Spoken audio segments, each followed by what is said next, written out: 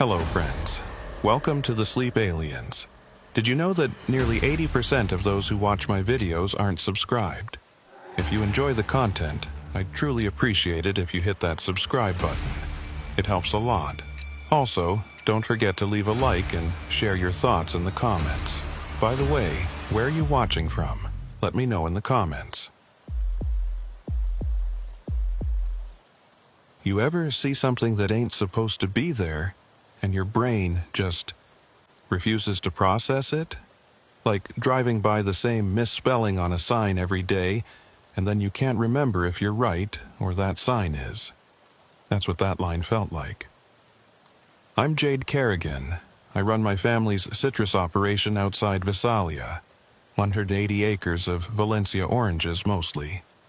Been doing this since I was 19, when my dad's back gave out and he needed someone to take over the day-to-day. I know every tree on this property. I know which rows flood when we get rain. I know where the ground squirrels nest and which sections the coyotes use as a highway at night. I know what belongs here and what doesn't. It was October, middle of harvest season. We'd been running the crews hard, picking, sorting, hauling fruit to the packing house in Exeter before the heat could spoil anything. Reagan Tollison, my business partner and one of my oldest friends, had taken the last load out around 8 p.m. I stayed behind to check the irrigation system in the North 40. One of the valves had been giving us trouble, and I wanted to make sure it held through the night. The air that evening was still.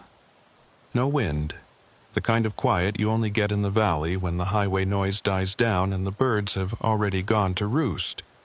Just the steady tick-tick-tick of the sprinklers, and my boots crunching on the dried grass between the rows.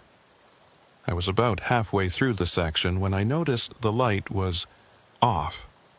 Not gone, not dimmer, just off, like someone had changed the color temperature on a bulb.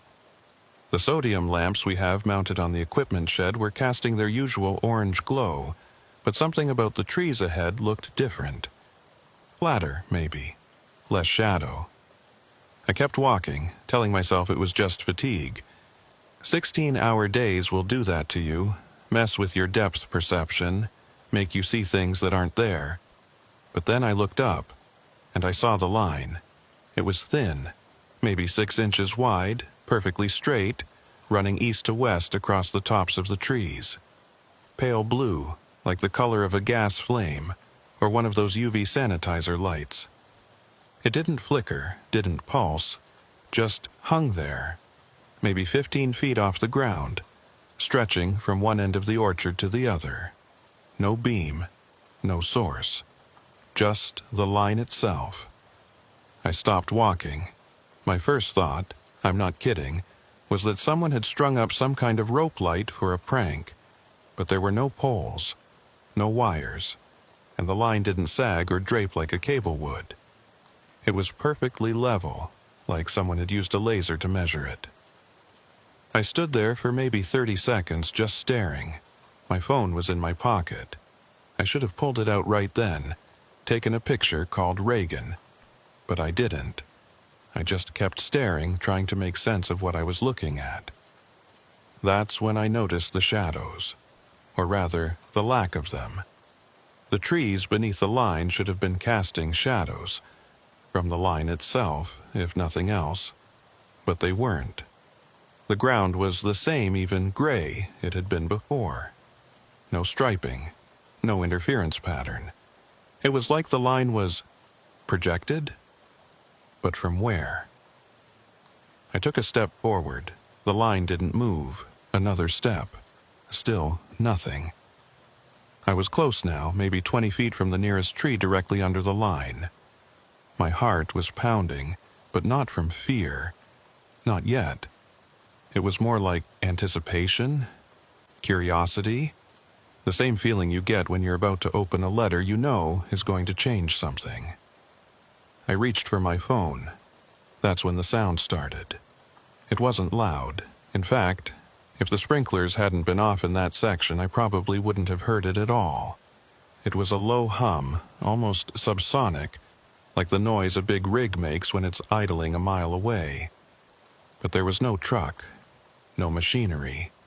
Just that low, steady vibration that I could feel more than hear, thrumming through my chest and up into my jaw. My hand froze on my phone. The line was still there, still blue, still silent and shadowless and completely, fundamentally wrong. And that's when my brain finally caught up with what my gut had been screaming at me for the last minute. Get out. I backed away slowly, not taking my eyes off the line. My boots caught on a sprinkler head and I almost went down, but I caught myself, kept moving. The hum got quieter. Or maybe I just couldn't hear it over the blood rushing in my ears. When I was far enough away that the line looked thin again, just a faint blue thread in the distance, I finally pulled out my phone and dialed Reagan. He picked up on the second ring. Yeah? Are you still in town? Just leaving the packing house. Why, what's wrong? I didn't answer right away. I was still staring at the line, watching to see if it would move, dissolve, do anything that would let me explain it away as a trick of the light or a hallucination brought on by exhaustion. It didn't. Jade, I need you to come back, I said. Now.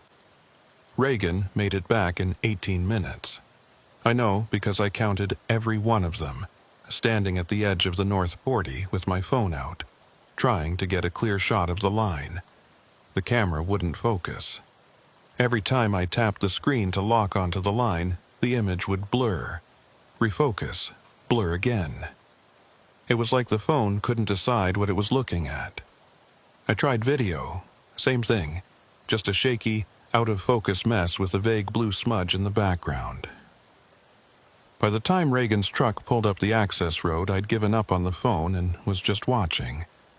The line hadn't moved, hadn't changed. It was still there, humming its low, impossible hum.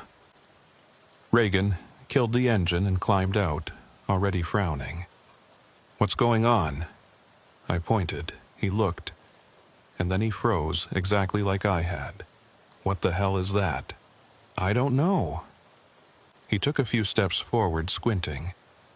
Is it a drone? Some kind of laser? No poles, no wires, and look at the shadows. He looked. I saw the moment it clicked for him. The same moment it had clicked for me. His expression shifted from confusion to something else. Something tighter. Jade, what the hell is that? I don't know, I said again. We stood there together, both of us staring at the line. The hum was louder now, or maybe I was just more aware of it. It felt like it was resonating inside my ribs, like standing too close to a bass speaker at a concert. Reagan pulled out his phone.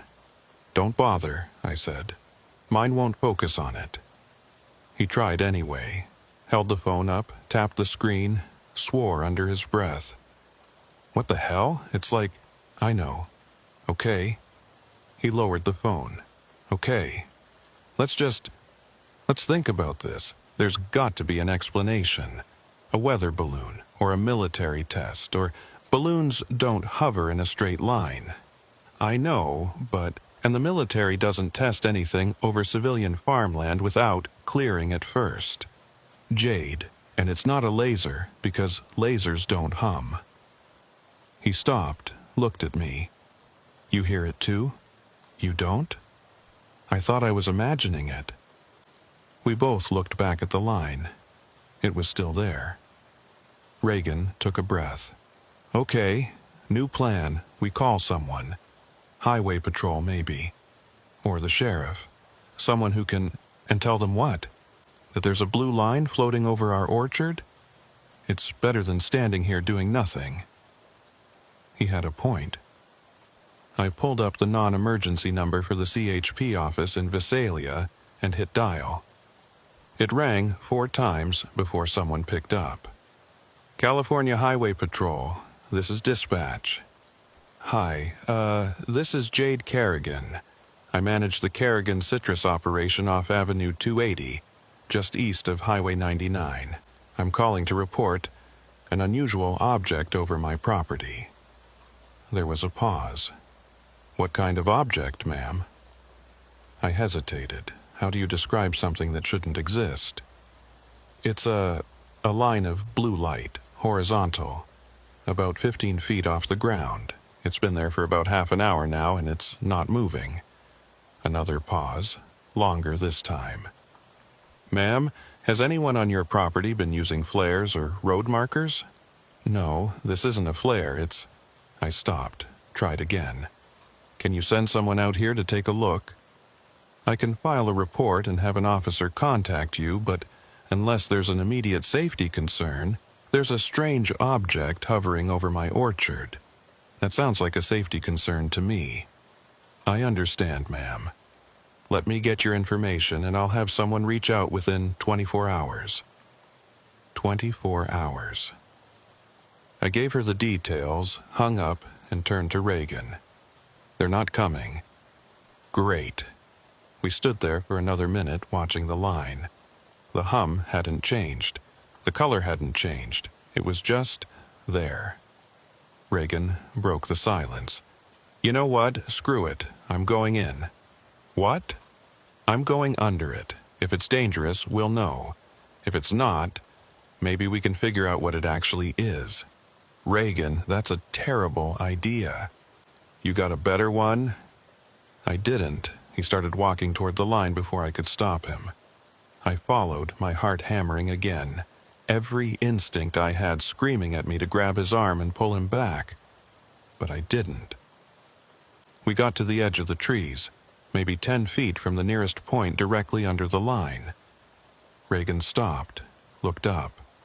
The blue glow reflected off his face, making him look pale and strange. You feel that? He said. The hum? No, the air. It's different here. He was right. The temperature had dropped. Not by much, maybe 5 degrees, but enough to notice. And there was a smell, faint but distinct, like ozone after a lightning strike. Reagan took another step. Nothing happened. Another. Still nothing. He was directly under the line now, craning his neck to look up at it. The blue glow bathed him completely, washing out his features. Reagan, I'm fine, he said. It's just... And then his phone rang. We both jumped. He fumbled it out of his pocket, glanced at the screen. It's Marcus. Marcus Brennan, Highway Patrol. An old friend of Reagan's from high school. Reagan answered. Hey man, what's... He stopped. I watched his face change. Yeah, he said slowly. Yeah, we're seeing it too. My stomach dropped. Where are you? Reagan asked. A pause. Highway 99, northbound, near the Goshen exit? Another pause. Okay, yeah, no, don't, just stay there. We'll come to you. He hung up. What? I said. Reagan looked at me. His face was pale. Marcus says there's a line over the highway, same thing. Blue, horizontal, no source. He's got 3 other motorists stopped on the shoulder reporting the same thing. We both looked up at the line above us. It was still there. But now I realized it felt different. Not like we were looking at it. Like it was looking back. Reagan and I made it to Highway 99 in 12 minutes. We didn't talk during the drive. What was there to say? Every time I glanced out the passenger window, I could see the line in the distance, running parallel to the road like a glowing seam stitching the sky to the earth. It was wider than I'd thought. From the orchard, it had looked thin, maybe 6 inches. But from the highway, with nothing to give it scale, I could see it was easily 2 feet across, maybe more. And it wasn't just one line anymore. There were 3. Jesus, Reagan muttered. He slowed the truck as we approached the cluster of vehicles pulled onto the shoulder. I counted 4 cars, a semi-truck, and Marcus's patrol unit, its light bar casting red and blue flashes across the asphalt. A small group of people stood near the guardrail, all of them looking up. Reagan parked behind Marcus's cruiser and we got out. Marcus saw us immediately. He was a big guy, 6'3", ex-linebacker, but right now he looked small, diminished. He walked over, his face tight with something I couldn't quite read. Not fear, not exactly, more like disbelief. "You seeing this?" he said. "We saw one over our orchard," I said. "But not like this. They showed up about 20 minutes ago," Marcus said. "Started with one, then two more just appeared. No movement, no sound, just there." "There's sound," Reagan said. "You just have to get close." Marcus looked at him. "What kind of sound?" "A hum. Low frequency. You feel it more than hear it." One of the motorists, a woman in her 50s wearing a Fresno State hoodie, turned to us. "You're saying you've seen these before? Tonight?" "About an hour ago," I said. "Over our property." "What are they?" another man asked. He was younger, maybe mid-20s, holding his phone up like he was trying to record. "Is this a military thing?" "I don't know," I said. "Well, someone has to know," the woman said. Her voice was rising, edging toward the panic. "You can't just have things like this floating over a public highway without someone knowing what they are." Marcus held up a hand. "Ma'am, I've already contacted dispatch. They're reaching out to Lemoore Naval Air Station to see if there's any testing happening in the area. And they said no. No scheduled flights, no exercises, nothing." The woman stared at him. "So, what are we supposed to do?" "For now, stay calm. Stay off the highway until we know more." "Stay calm?" The younger guy lowered his phone. "Dude, there are 3 glowing lines floating over one of the busiest highways in California. How are we supposed to stay calm?" He had a point. I looked up at the lines. They were evenly spaced, maybe 50 feet apart, running parallel to the highway for as far as I could see in either direction. The glow was brighter here than it had been over the orchard, more intense, almost painful to look at directly. And the hum was louder. I could feel it in my teeth now, a low throb that seemed to sync up with my heartbeat. It made my head feel fuzzy, like I'd had too much coffee and not enough sleep. Reagan stepped closer to Marcus, lowering his voice. "You get anyone else reporting these?" "Yeah, 3 calls so far. One from a truck driver near Tulare, another from a farmer outside Pixley, both describing the same thing. Blue lines, no source, no explanation." "How far apart?" "Tulare's about 15 miles north. Pixley's 10 miles south." I did the math in my head. If the lines were showing up across a 30-mile stretch of the valley, this wasn't localized. This was big. "What about the news?" I asked. "Has anyone already called?" Marcus said. "But it's late. Unless someone at the station is monitoring the police scanner, it'll be morning before anyone picks it up." "Morning?" the woman in the hoodie repeated. "You're saying we're supposed to just wait here until morning?" "I'm saying we need to stay calm and let the authorities handle it." "You are the authorities." Marcus didn't respond. He didn't have an answer, and we all knew it. I turned away from the group and walked toward the guardrail, Reagan following. The lines were directly overhead now, close enough that I could see details I hadn't noticed before. The edges weren't sharp. They were slightly blurred, like looking at something through a fogged-up window. And there was a faint shimmer running along the length of each line, a ripple that moved from east to west in slow, steady pulses. "What do you think they are?" Reagan asked quietly. "I have no idea." "But you've got a theory." I did. I didn't want to say it out loud because saying it would make it real, and I wasn't ready for that yet. But Reagan knew me too well. "You think it's a UFO," he said. I didn't say that. "You didn't have to." I looked at him. What else could it be? It's not a plane, it's not a drone, it's not a laser, and it's definitely not a weather balloon. So what does that leave? "A lot of things," Reagan said.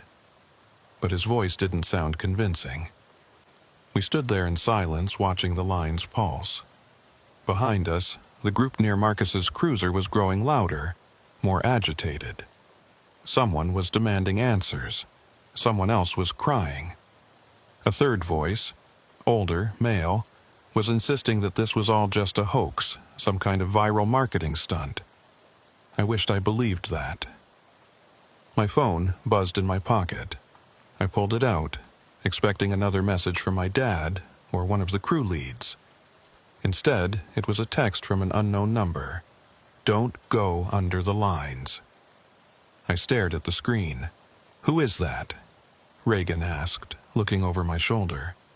"I don't know." Another text came through. "Stay away from the light. Don't let it see you." My hands were shaking. "Jade," a third text. "They're watching."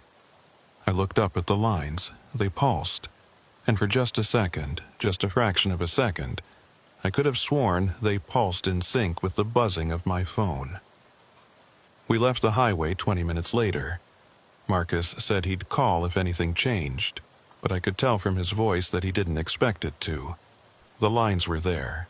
They weren't moving, and no one had any idea what to do about them.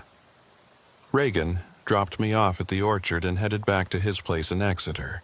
He offered to stay, but I told him I'd be fine. I wasn't sure I believed it, but I needed to be alone. I needed to think. The line over the North 40 was still there when I got back. Still blue, still humming, still shadowless and wrong. I didn't go near it. I stood at the edge of the property, near the equipment shed, and just watched. The text messages had stopped. I'd tried calling the number back, but it went straight to a generic voicemail. No name, no identification, just 3 messages from someone who knew what the lines were. Or at least knew enough to warn me. "Don't go under the lines. Stay away from the light. They're watching." I thought about Marcus's report. 3 calls. 3 sightings across a 30-mile stretch. If this was happening here, was it happening elsewhere? Other states? Other countries?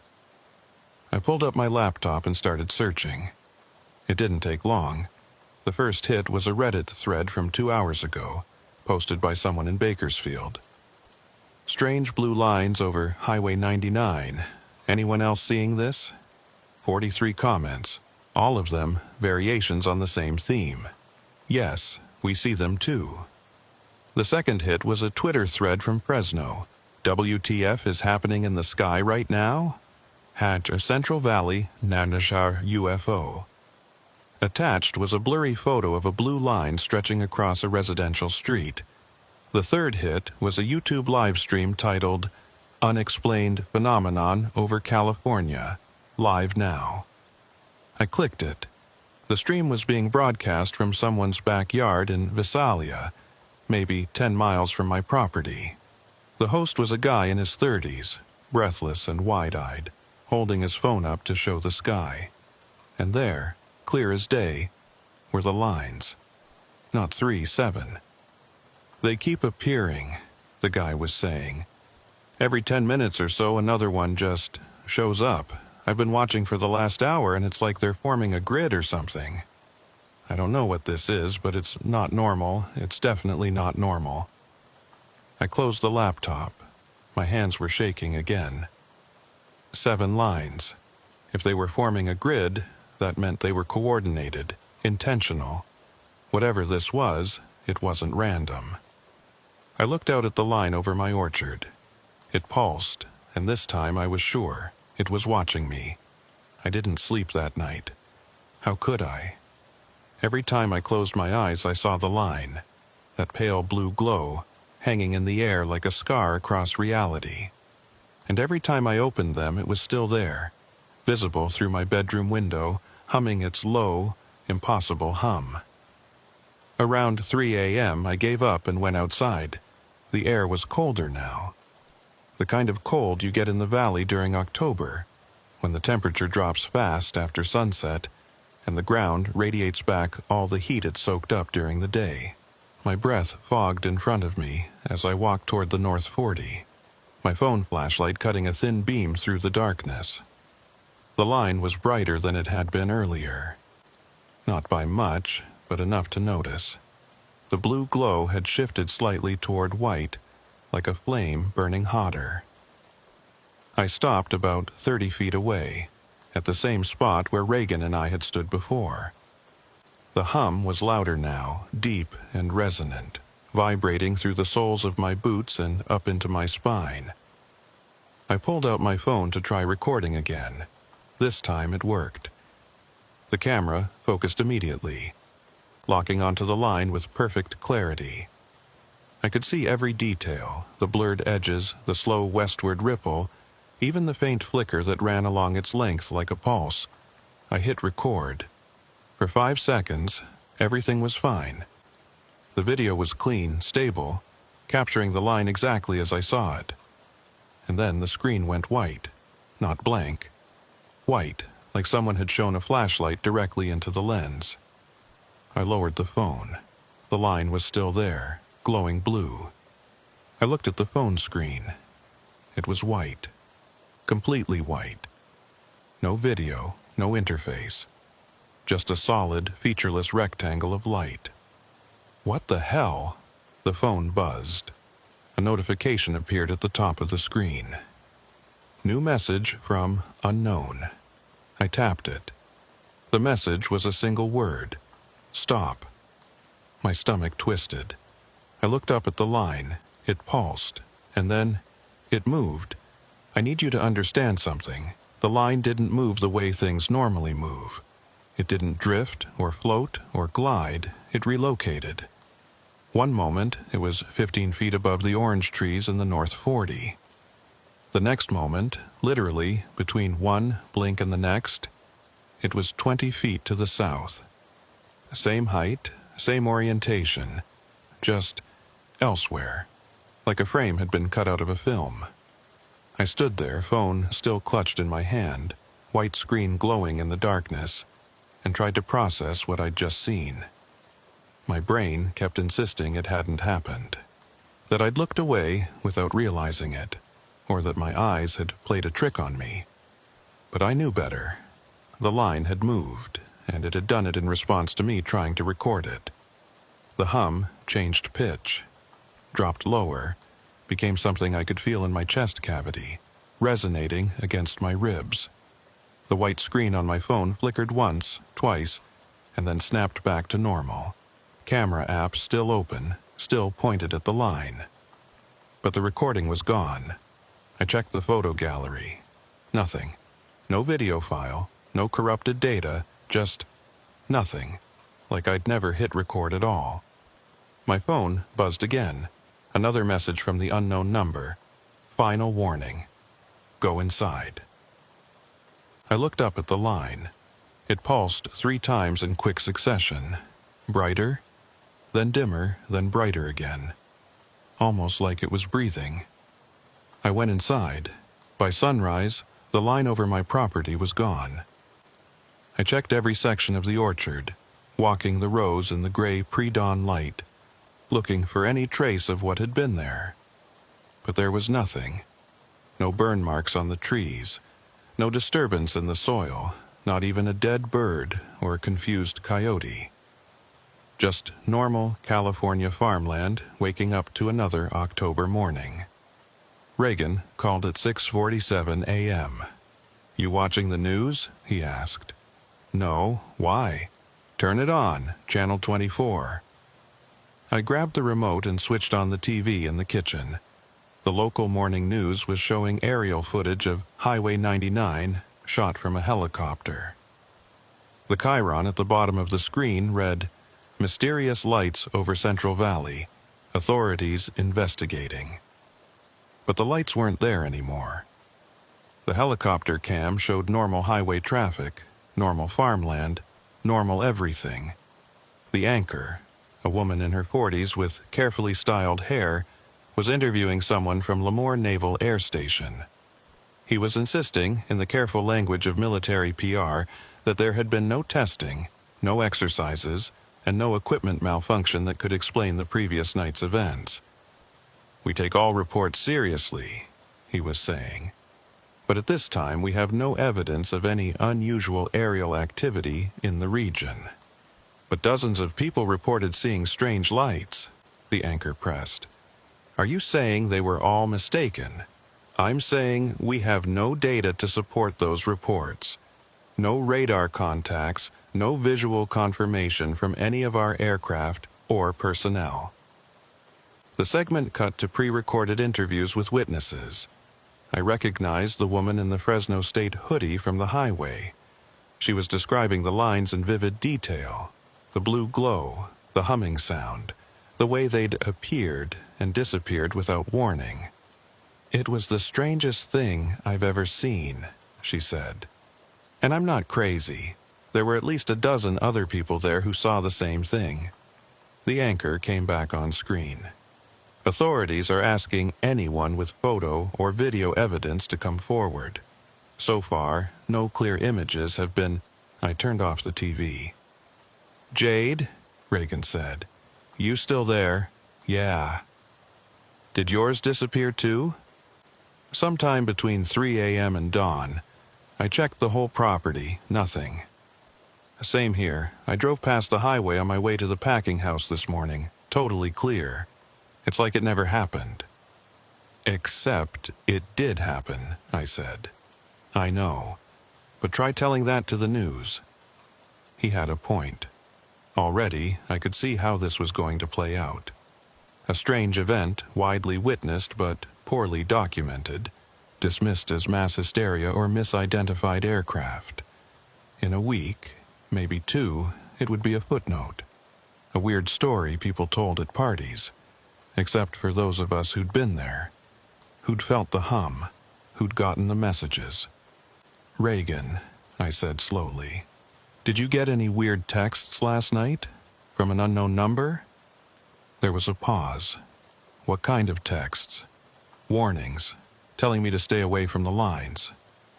Another pause, longer this time. No, he said finally.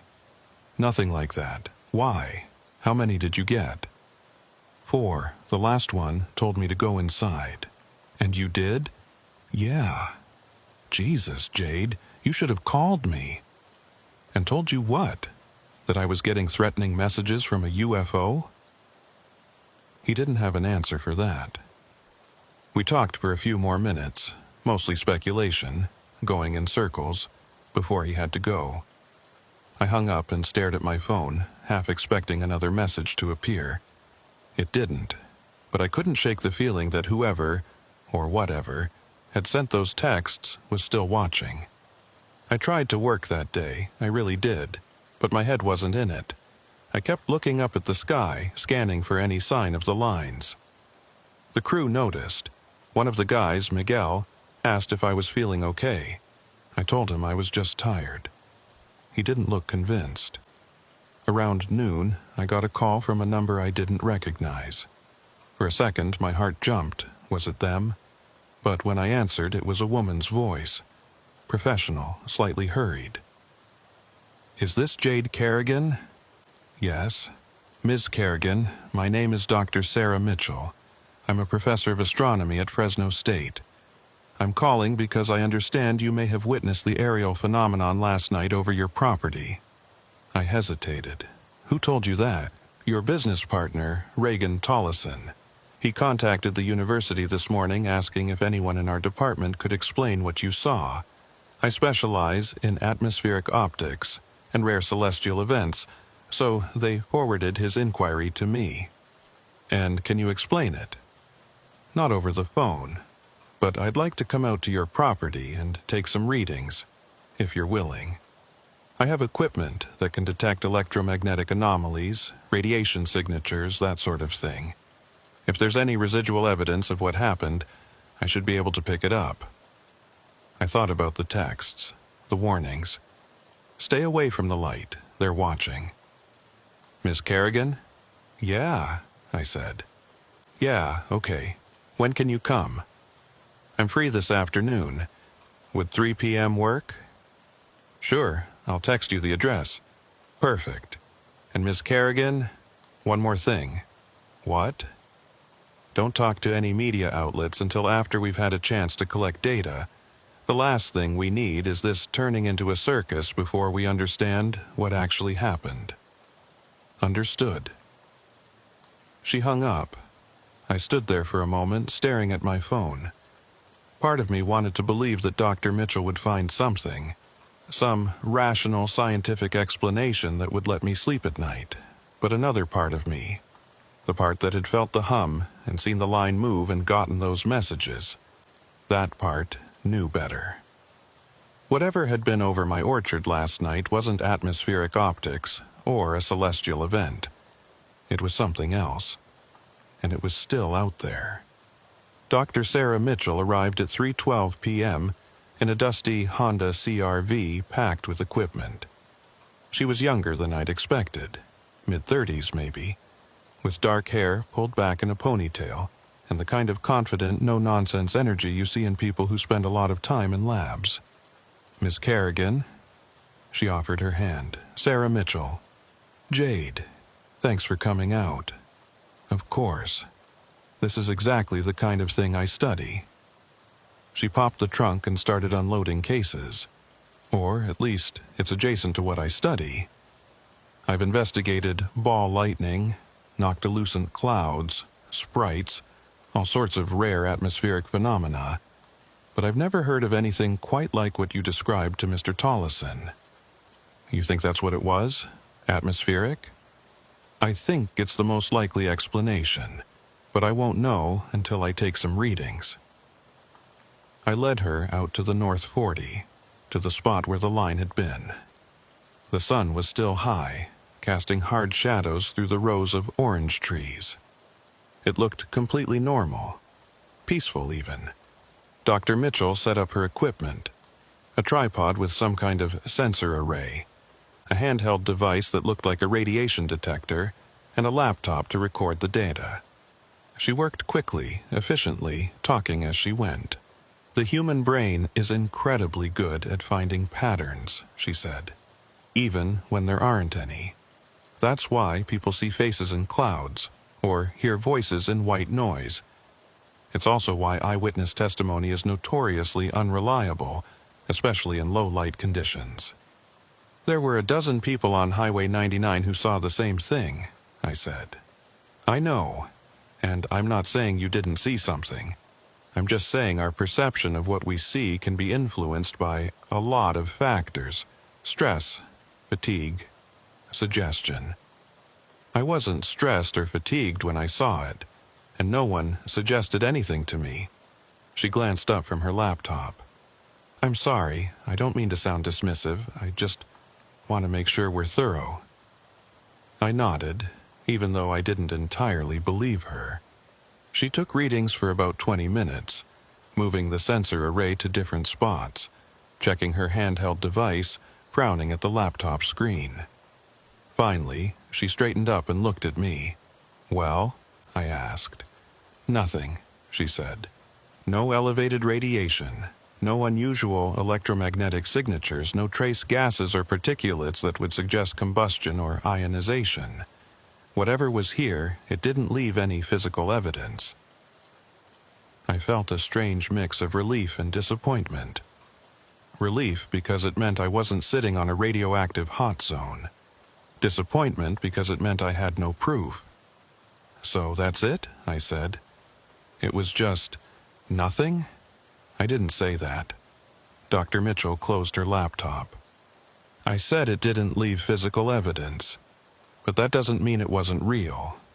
There are documented cases of transient luminous events, things like ball lightning or earthquake lights, that appear and disappear without leaving a trace. They're real phenomena, we just don't fully understand them yet. This wasn't ball lightning. I know, but it might be something similar, something we haven't categorized yet." She started packing up her equipment. I watched her, feeling that familiar frustration rising in my chest, the same frustration I'd felt watching the news that morning, listening to the military spokesman insist that nothing had happened. "Dr. Mitchell," I said, "can I show you something?" "Of course." I pulled out my phone and opened the message thread from the unknown number, handed it to her. She read the messages, her expression shifting from curiosity to concern. "When did you receive these?" she asked. "Last night. The first 3 came through when I was on the highway with Reagan. The last one came while I was standing right here trying to record the line. And you have no idea who sent them?" "No, I tried calling back. It goes to a dead voicemail." Dr. Mitchell handed the phone back, her face troubled. "Miss Kerrigan, I need to be honest with you. This changes things. If someone was monitoring your location and sending you threats, they weren't threats, they were warnings. Either way, that's not atmospheric optics. That's a person, or a group of people. And that means this might not be a natural phenomenon at all." "What are you saying?" "I'm saying you might want to contact the police, because if someone is using some kind of aerial projection technology to hoax UFO sightings, and they're tracking witnesses." She trailed off, but I could fill in the rest. "You think this was a hoax?" "I think it's possible. Unlikely, given the scale, but possible." I looked out at the orchard, at the neat rows of trees, the irrigation lines, the distant mountains hazy in the afternoon heat. Everything normal, everything safe, except it wasn't. Because somewhere out there, someone, or something, had warned me away from the lines, and I still didn't know why.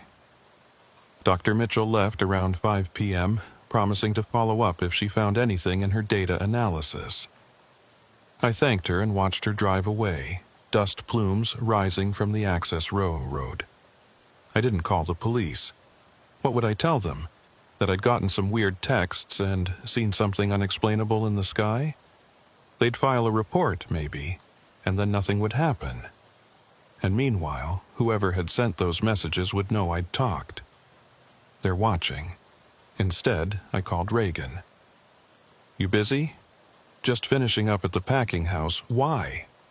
"I need you to do something for me. Don't ask questions, just do it." "Okay, go online. Find every report you can about last night. Social media, news sites, Reddit, anywhere people are talking about what they saw. Screenshot everything. Names, timestamps, locations. Save it all." "Jade, what's going on?" "Just do it, please."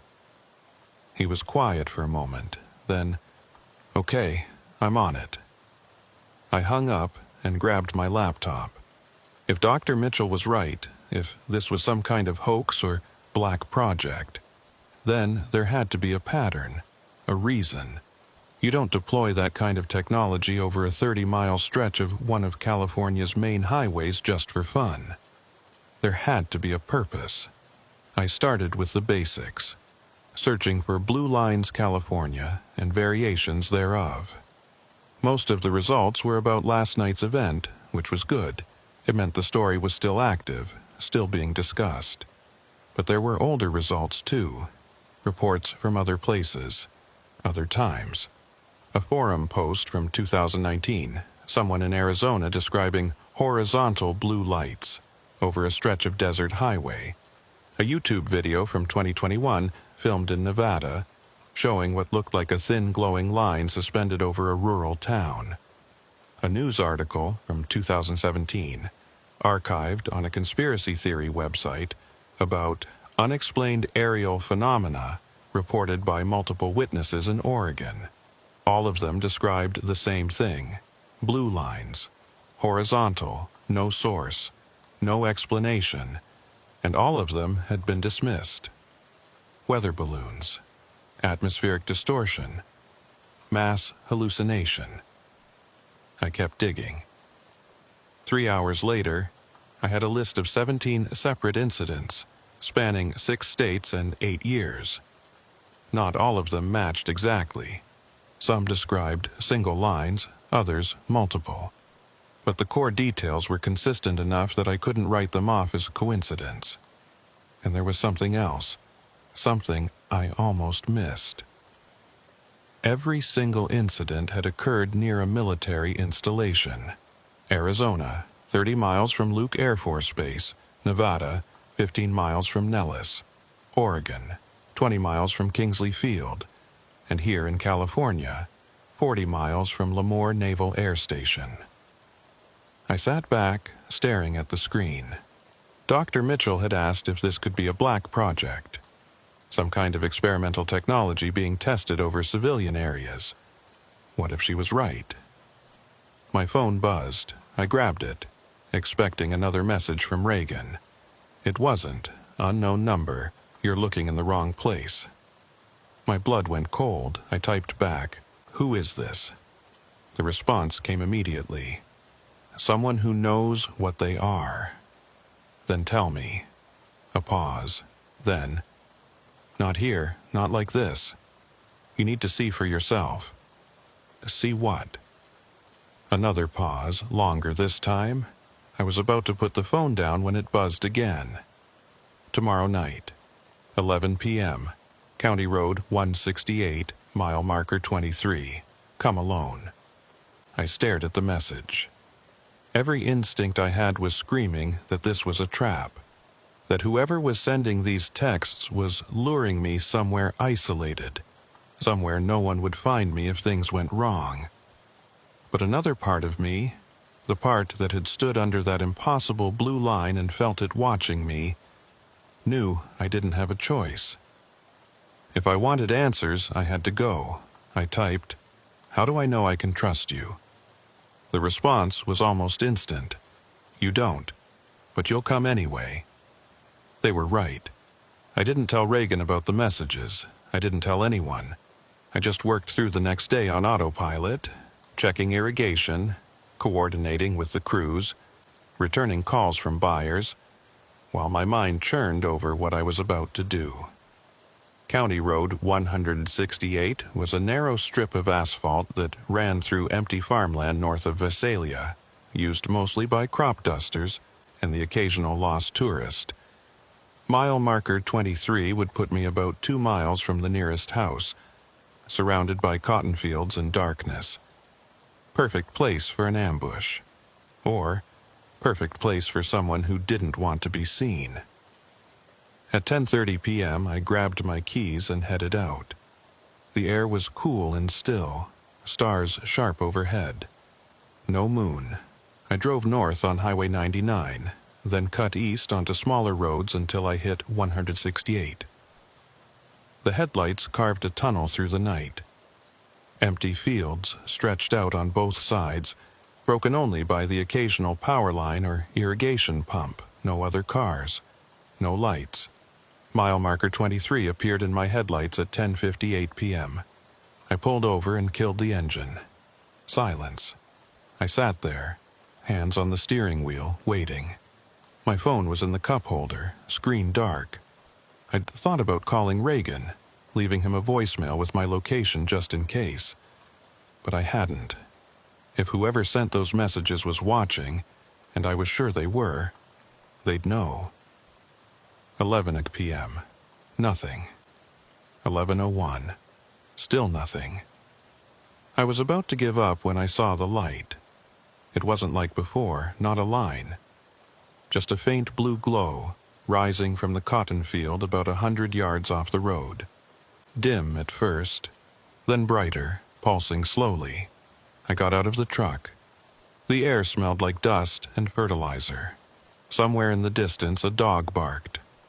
The glow pulsed again, brighter this time, and I could see a shape beneath it. A dark silhouette, human-sized, standing in the field. "Hello?" I called. No answer. The glow brightened.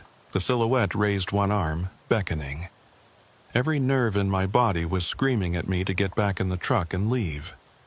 But I didn't. I climbed over the low wire fence and started walking toward the light. The ground was uneven, freshly plowed.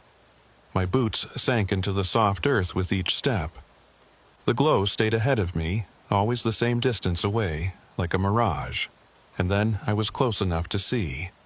It wasn't a person. It was a craft. Small, maybe the size of a pickup truck. hovering about 3 feet off the ground. Smooth, metallic, no visible seams or windows. The blue glow was coming from underneath, where the craft met the air, casting strange shadows across the furrows. The silhouette I'd seen wasn't standing in front of it. It was standing beneath it. And it wasn't human. I need to be very clear about what I'm going to describe because I know how it sounds. I know what people will think. But I'm telling you exactly what I saw, exactly as I saw it. The figure was tall, maybe 7 feet, and thin in a way that didn't look possible. Its proportions were wrong. Arms too long, torso too narrow, head slightly too large. It was wearing something dark, like a coverall or flight suit, but the material didn't move like fabric. It looked rigid, segmented, and its face. I couldn't see its face clearly. The blue glow from the craft made everything look strange, washed out. But I could see enough. Large eyes. Too large. No visible nose. A mouth that might have been a mouth, or might have been something else. It didn't move toward me. It just stood there, watching. And then it spoke, not out loud, in my head. You wanted answers. I couldn't move, couldn't speak. My legs had locked up, every muscle in my body rigid with a fear so primal it bypassed rational thought entirely. The lines are markers, the voice continued. Observation grids. We monitor, we record, we do not interfere. What? My voice came out as a croak. I tried again. What are you? We are researchers. Your species interests us. Why? Because you are changing. Rapidly. In ways we have not observed before. The craft pulsed, and suddenly I could see more of them. Dozens, hundreds. Tiny lights hovering over the valley, invisible from the ground but clear from this vantage point. A network, a grid, just like the livestream guy had said. You attempted to document us, the voice said. This created a risk. We do not allow documentation. The messages. That was you. A necessary precaution. Most humans do not see us. Those who do usually dismiss what they see. But you did not. You investigated. You asked questions. This made you a variable. So, what now? You're going to, what, abduct me, erase my memory? No. For the first time, I sensed something like emotion in the voice. Not quite amusement, but close. You are being warned. The documentation you have collected, the reports, the screenshots, the data, it will be erased. The witnesses will forget. The physical evidence will degrade. In 3 weeks, none of this will be provable. Why? Because we are not ready to be known, and because knowing us would change you in ways you cannot predict. You can't just, we can. We have many times. The craft pulsed again, brighter this time. I could feel the hum now, that same deep resonance I'd felt under the line in my orchard. It thrummed through the ground, up through my boots, settling into my bones. Go home, Jade Kerrigan. Forget what you saw. Live your life.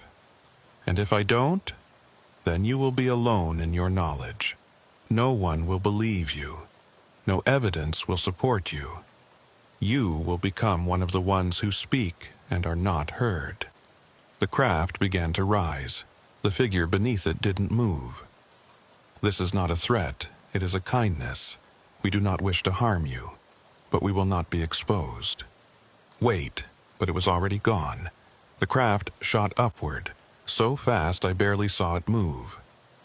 One moment it was there, glowing blue in the cotton field. The next it was just another star among thousands. I stood there alone, surrounded by darkness and the smell of turned earth. My phone buzzed. I pulled it out. The message thread from the unknown number was gone, deleted, like it had never existed. I tried to open my photo gallery to check the screenshots Reagan had sent me. Empty. Browser history. Empty. Laptop files, empty. Everything I'd collected, everything I'd documented, gone. I drove home in a daze. I don't remember the route, I just remember the feeling of inevitability, like a door closing that I'd never be able to open again.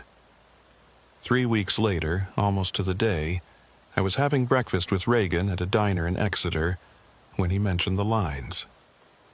"You ever think about that weird night?" he asked. "With the lights?" I looked up from my coffee. "What lights?" He frowned. "You know, the blue things over the highway. We were out there with Marcus and those other people, remember?" I didn't remember. Or rather, I remembered something. A vague sense of unease. A night where something strange had happened, but the details were fuzzy, indistinct. "I think you're thinking of someone else," I said. "No, He stopped, shook his head. "Yeah, maybe. I don't know. It's weird. I could have sworn." He trailed off, staring at his plate. We finished breakfast in silence. Later, driving back to the orchard, I passed mile marker 23 on County Road 168. I didn't slow down, didn't even think about it. But somewhere deep in my mind, buried under layers of forgetting, a voice whispered, "They're still watching." And I knew, without understanding why, that it was true.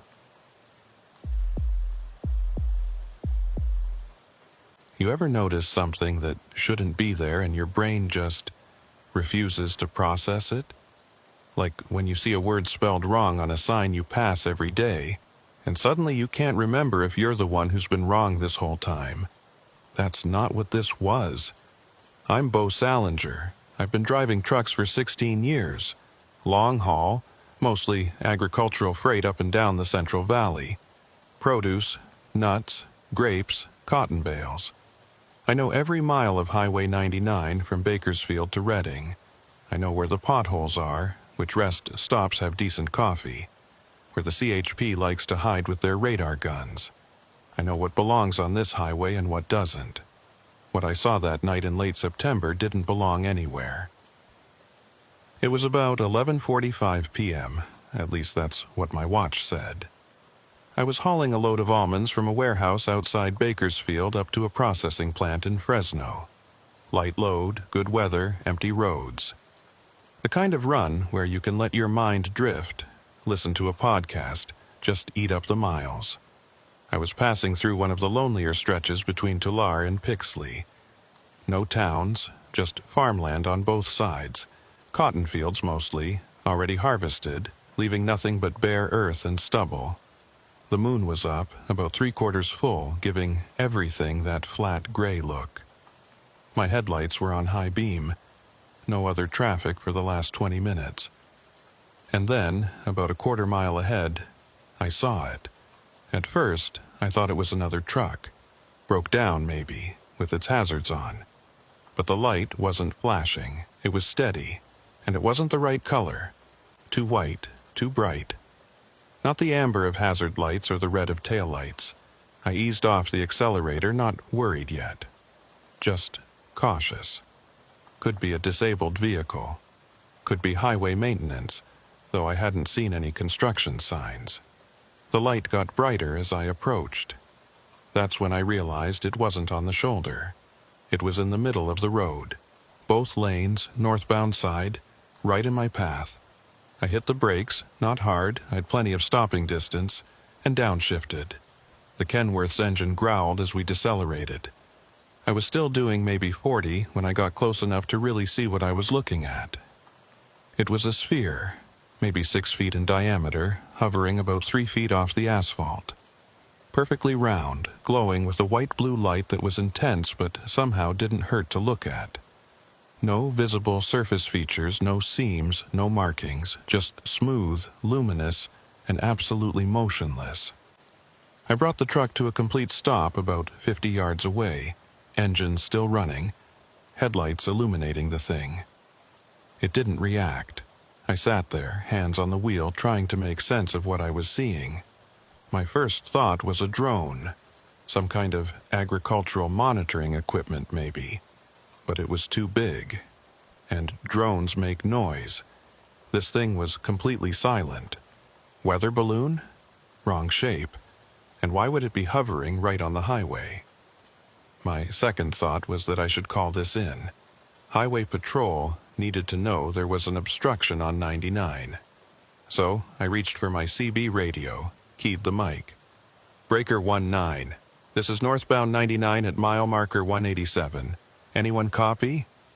Static. I adjusted the squelch, tried again. Any units in the Tulare area, this is northbound 99, mile marker 187, reporting a road obstruction. That's when my engine died. Just cut out.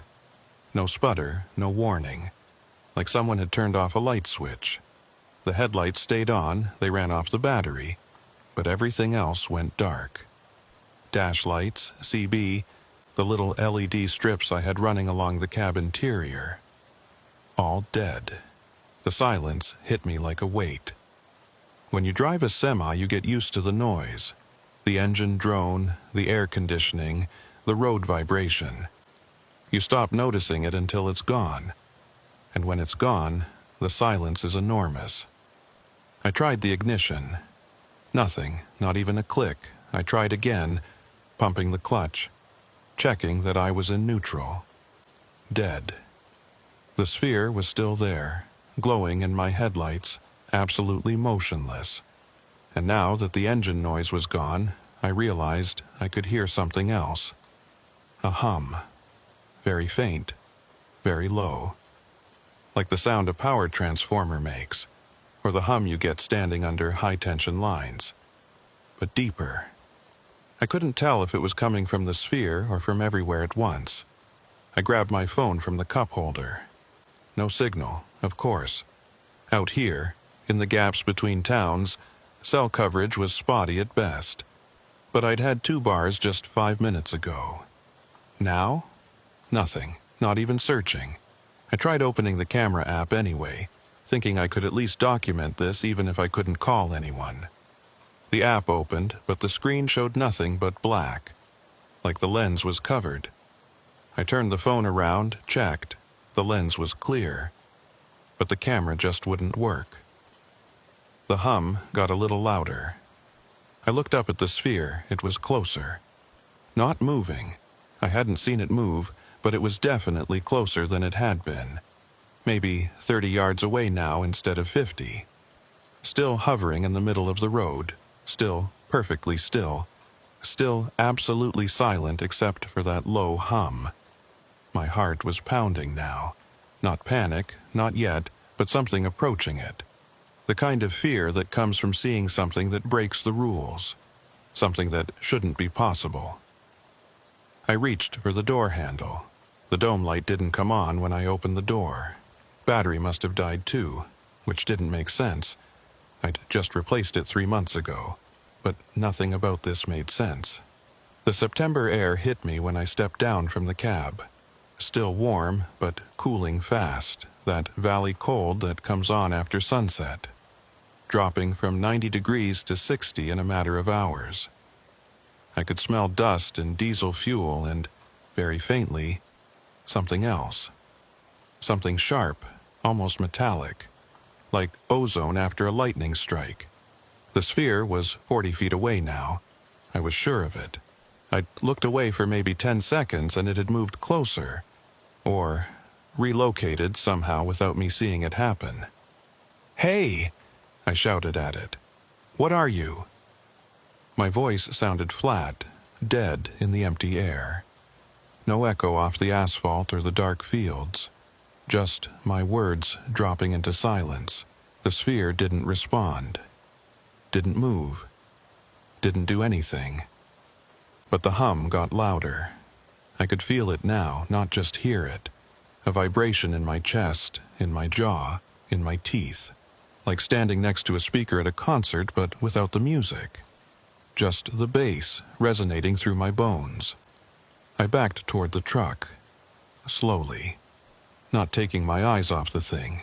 It was 30 feet away now, still motionless, still glowing.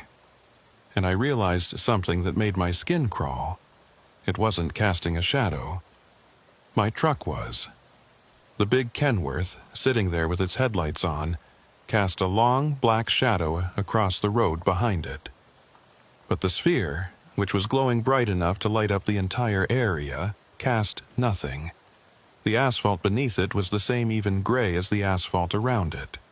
No dark spot, no distortion, nothing. That's when I heard the engine. Not my truck. Something else. Coming from the south, back the way I'd come. Headlights appeared on the horizon, maybe a mile back. Another vehicle, heading north. Heading right toward us. Relief flooded through me. I wasn't alone anymore. Someone else would see this.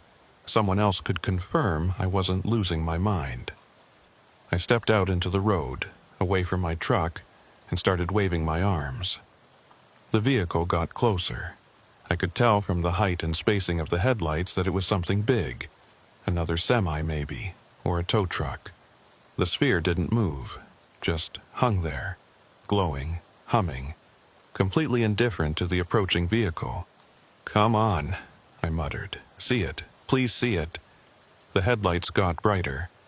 I could hear the engine now, a deep diesel rumble. Definitely a big truck. And then, maybe 100 yards from the sphere, the engine cut out. The headlights stayed on just like mine had. But the vehicle, I could see now it was a big Ford tow truck, heavy duty, probably an F-550, coasted to a stop, right behind my truck. The driver's door opened.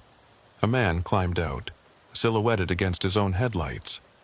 Big guy, wearing a work shirt and jeans. He looked at his truck, looked at my truck, and then looked past both of us to the sphere. He froze. "You seeing this?" I called out. He didn't answer right away, just stared at the sphere the same way I'd been staring at it. Finally, "What the hell is that?" "I don't know.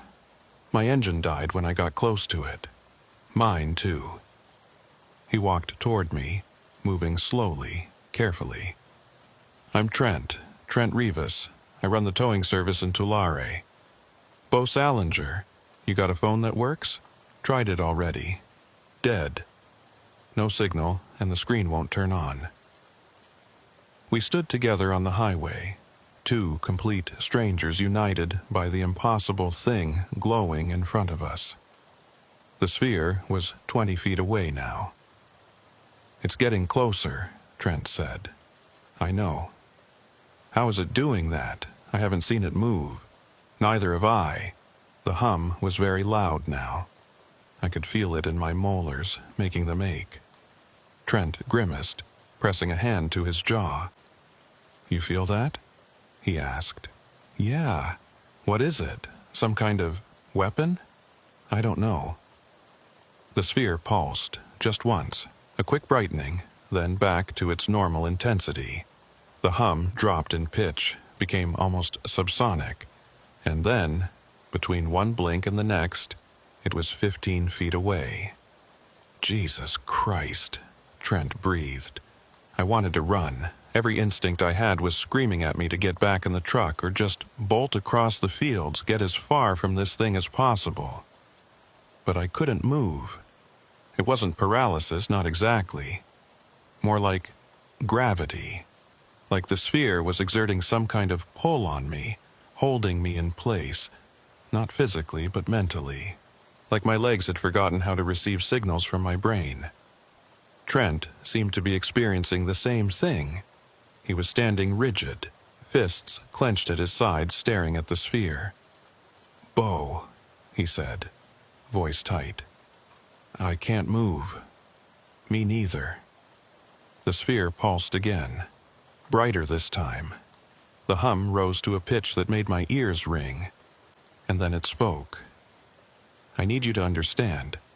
It didn't speak with a voice. There was no sound, no words, no language. But information was transmitted, directly into my head, bypassing my ears completely.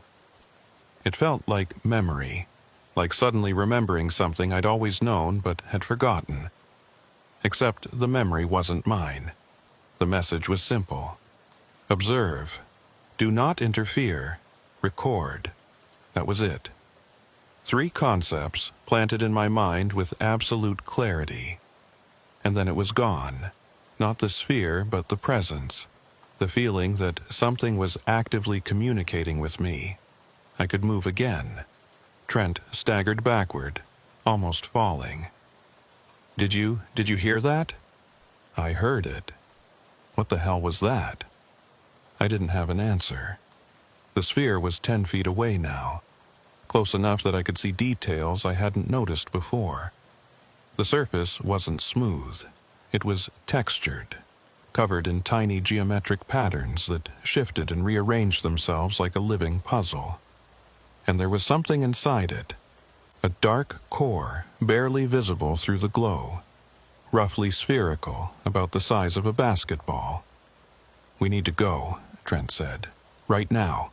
We need to leave. Our trucks won't start. Then we walk. Run. I don't care. We can't stay here." He was right.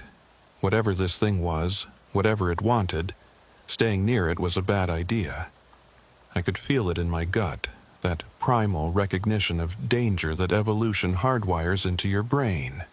But even as I thought it, I knew we weren't going anywhere.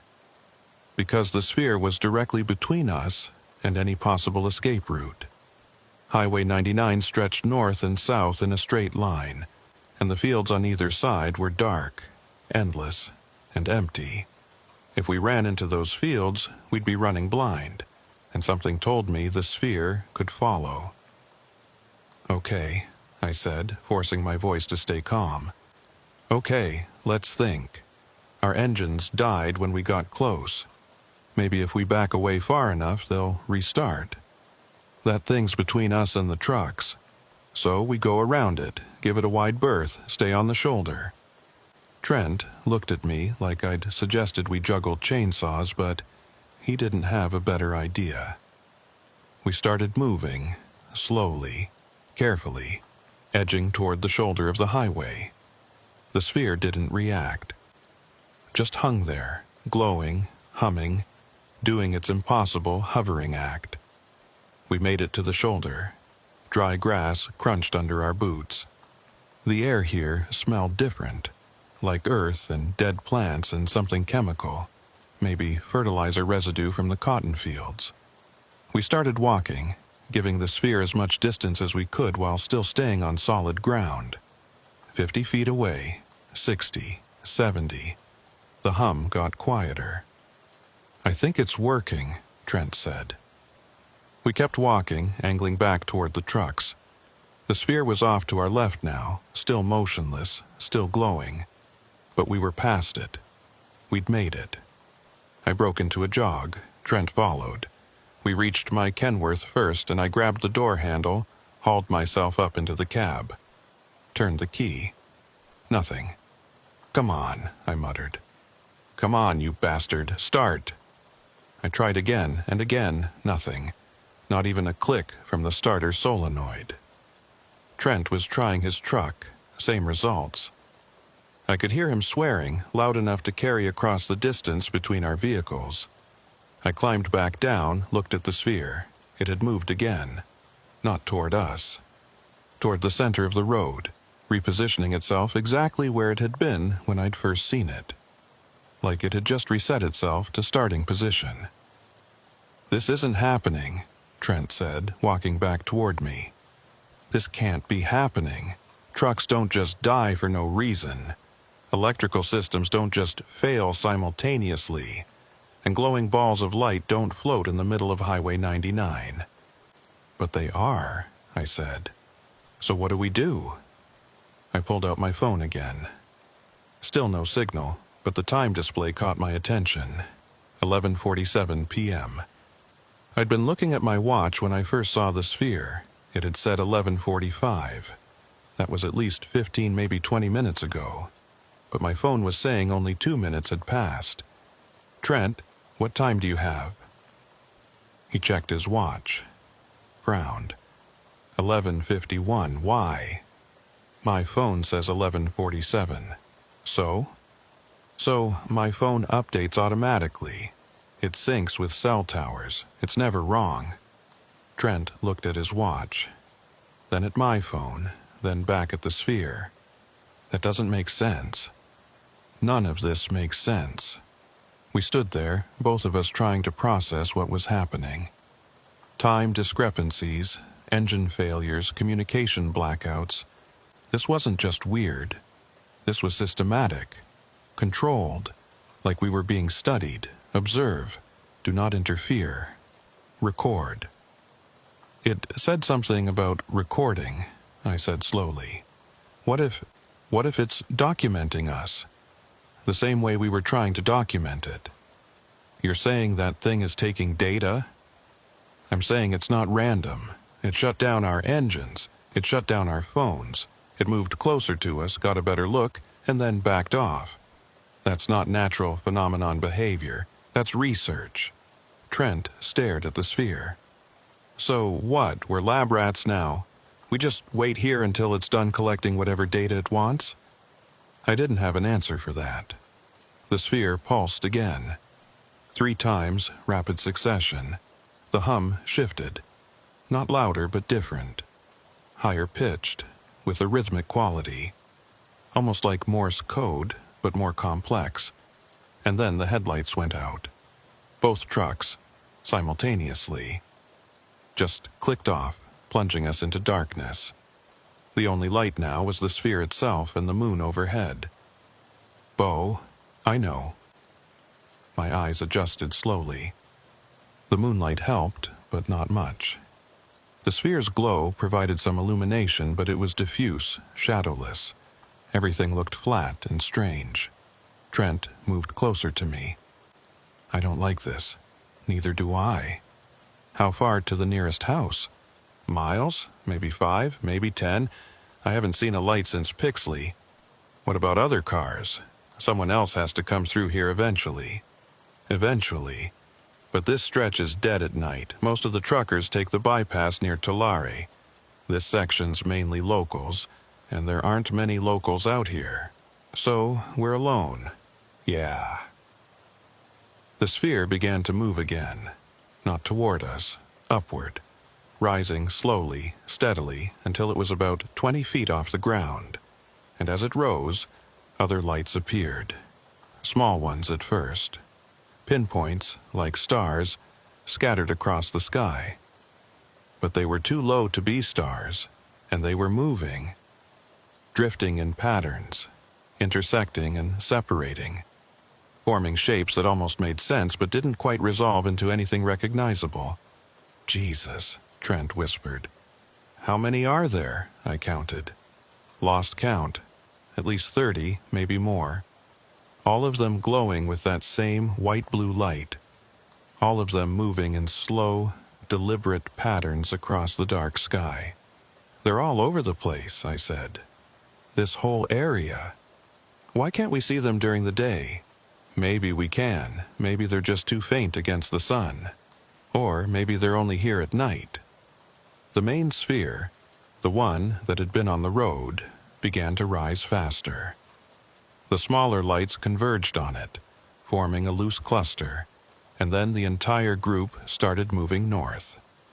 Slowly at first, then faster, until they were just bright points in the distance, and then they were gone.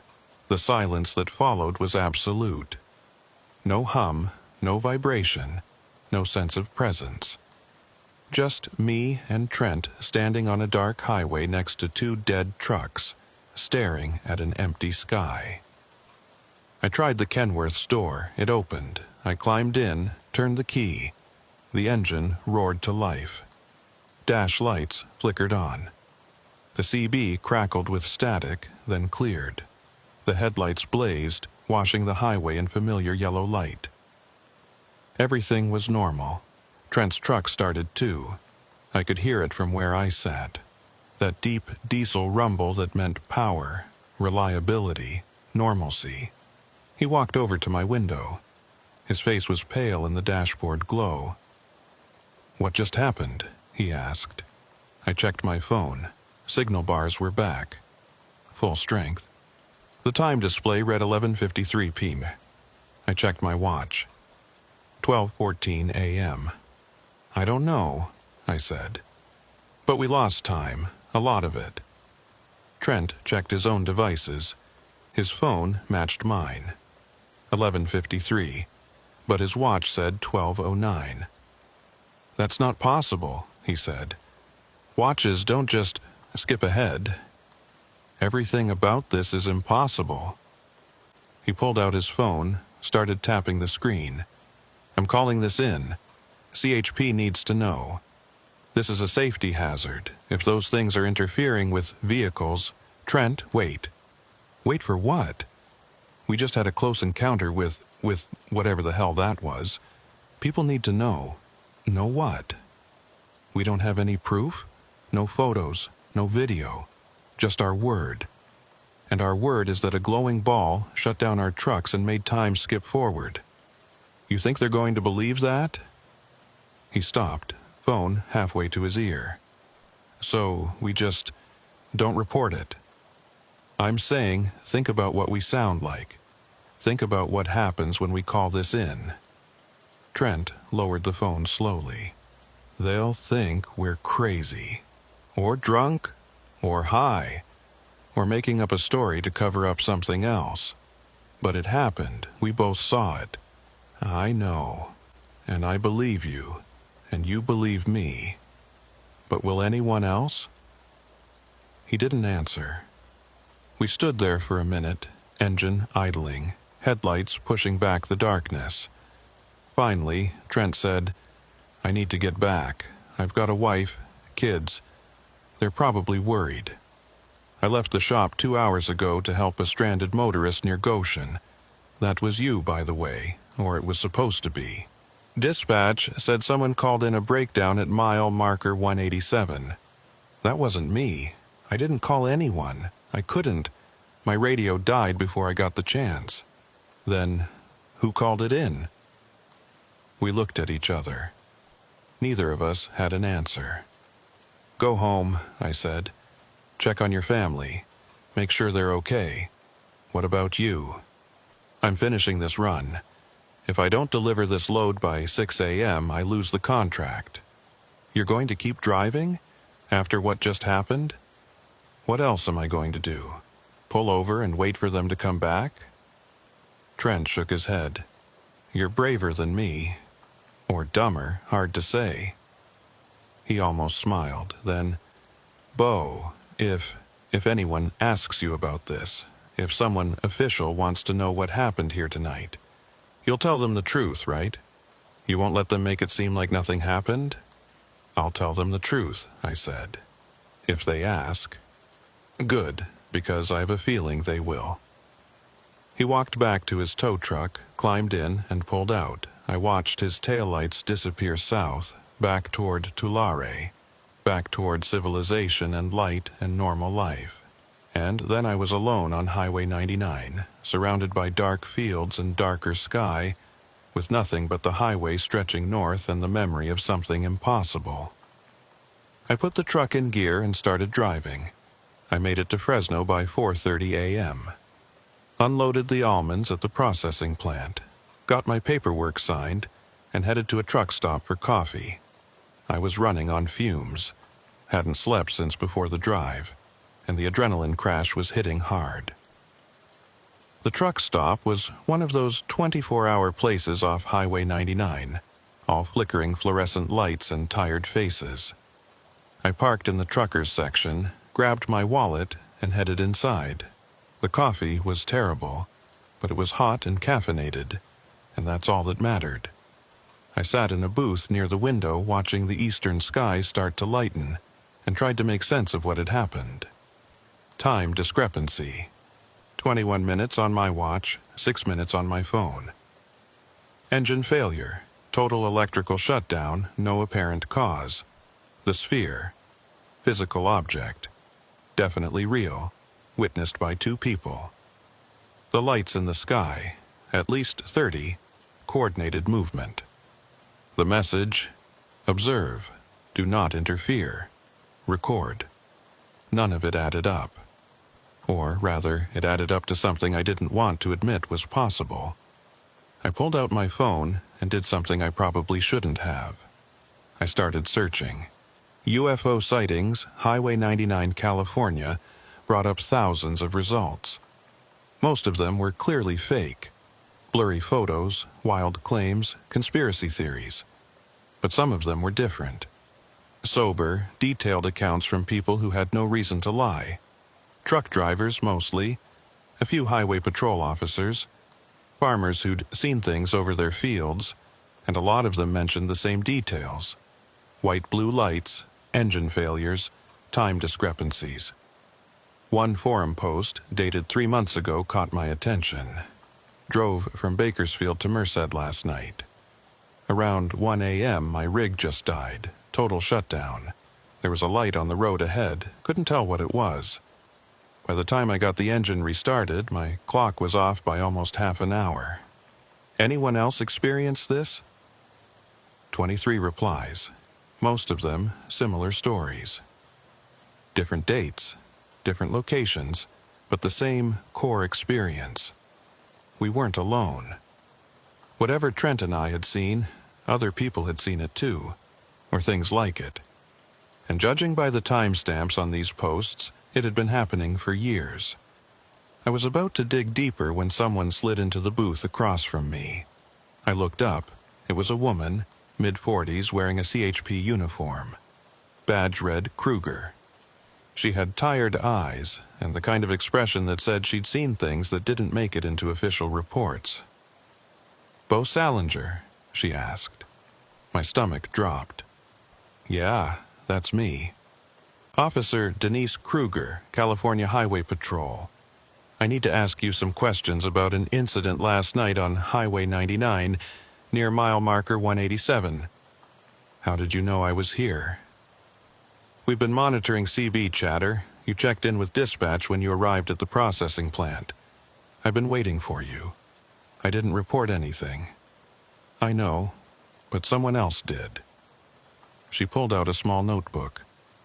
"Around midnight last night, we received a call about 2 vehicles stopped on Highway 99, mile marker 187. When our unit arrived at 12:30 a.m., both vehicles were gone. No debris, no skid marks, nothing to indicate an accident or breakdown. But the officer noted that the asphalt in that section looked strange. Strange how? Discolored, like it had been exposed to intense heat, but in a perfect circle about 8 feet in diameter, right in the middle of the northbound lane.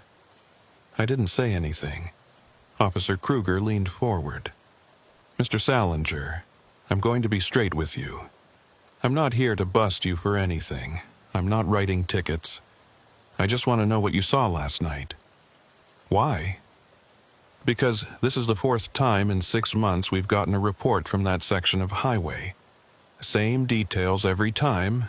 Vehicles stopped, engines dead, and by the time we get there, everyone's gone. Maybe people are just having car trouble and getting picked up. Maybe. But car trouble doesn't leave burn marks on the road. And it doesn't explain the other things." "What other things?" She glanced around the truck stop, making sure no one was listening. Then, quietly, "The time gaps, the electrical failures, the lights." I stared at her. "You know about the lights. I've seen them, once.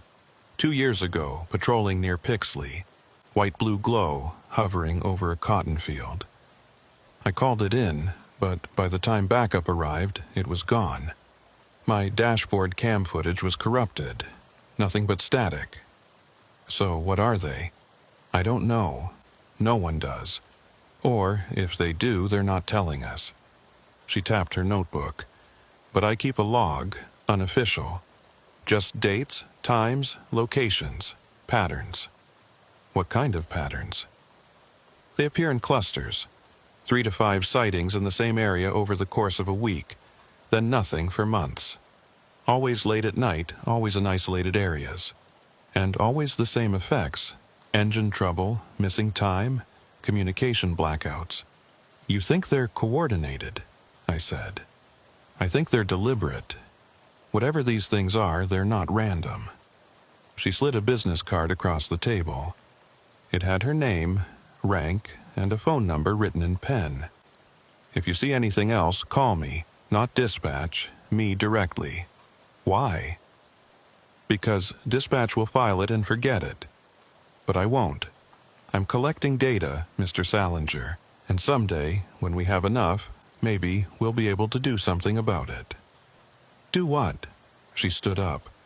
Figure out what they want. She left before I could ask anything else. I sat there, staring at her card, trying to process. The CHP knew.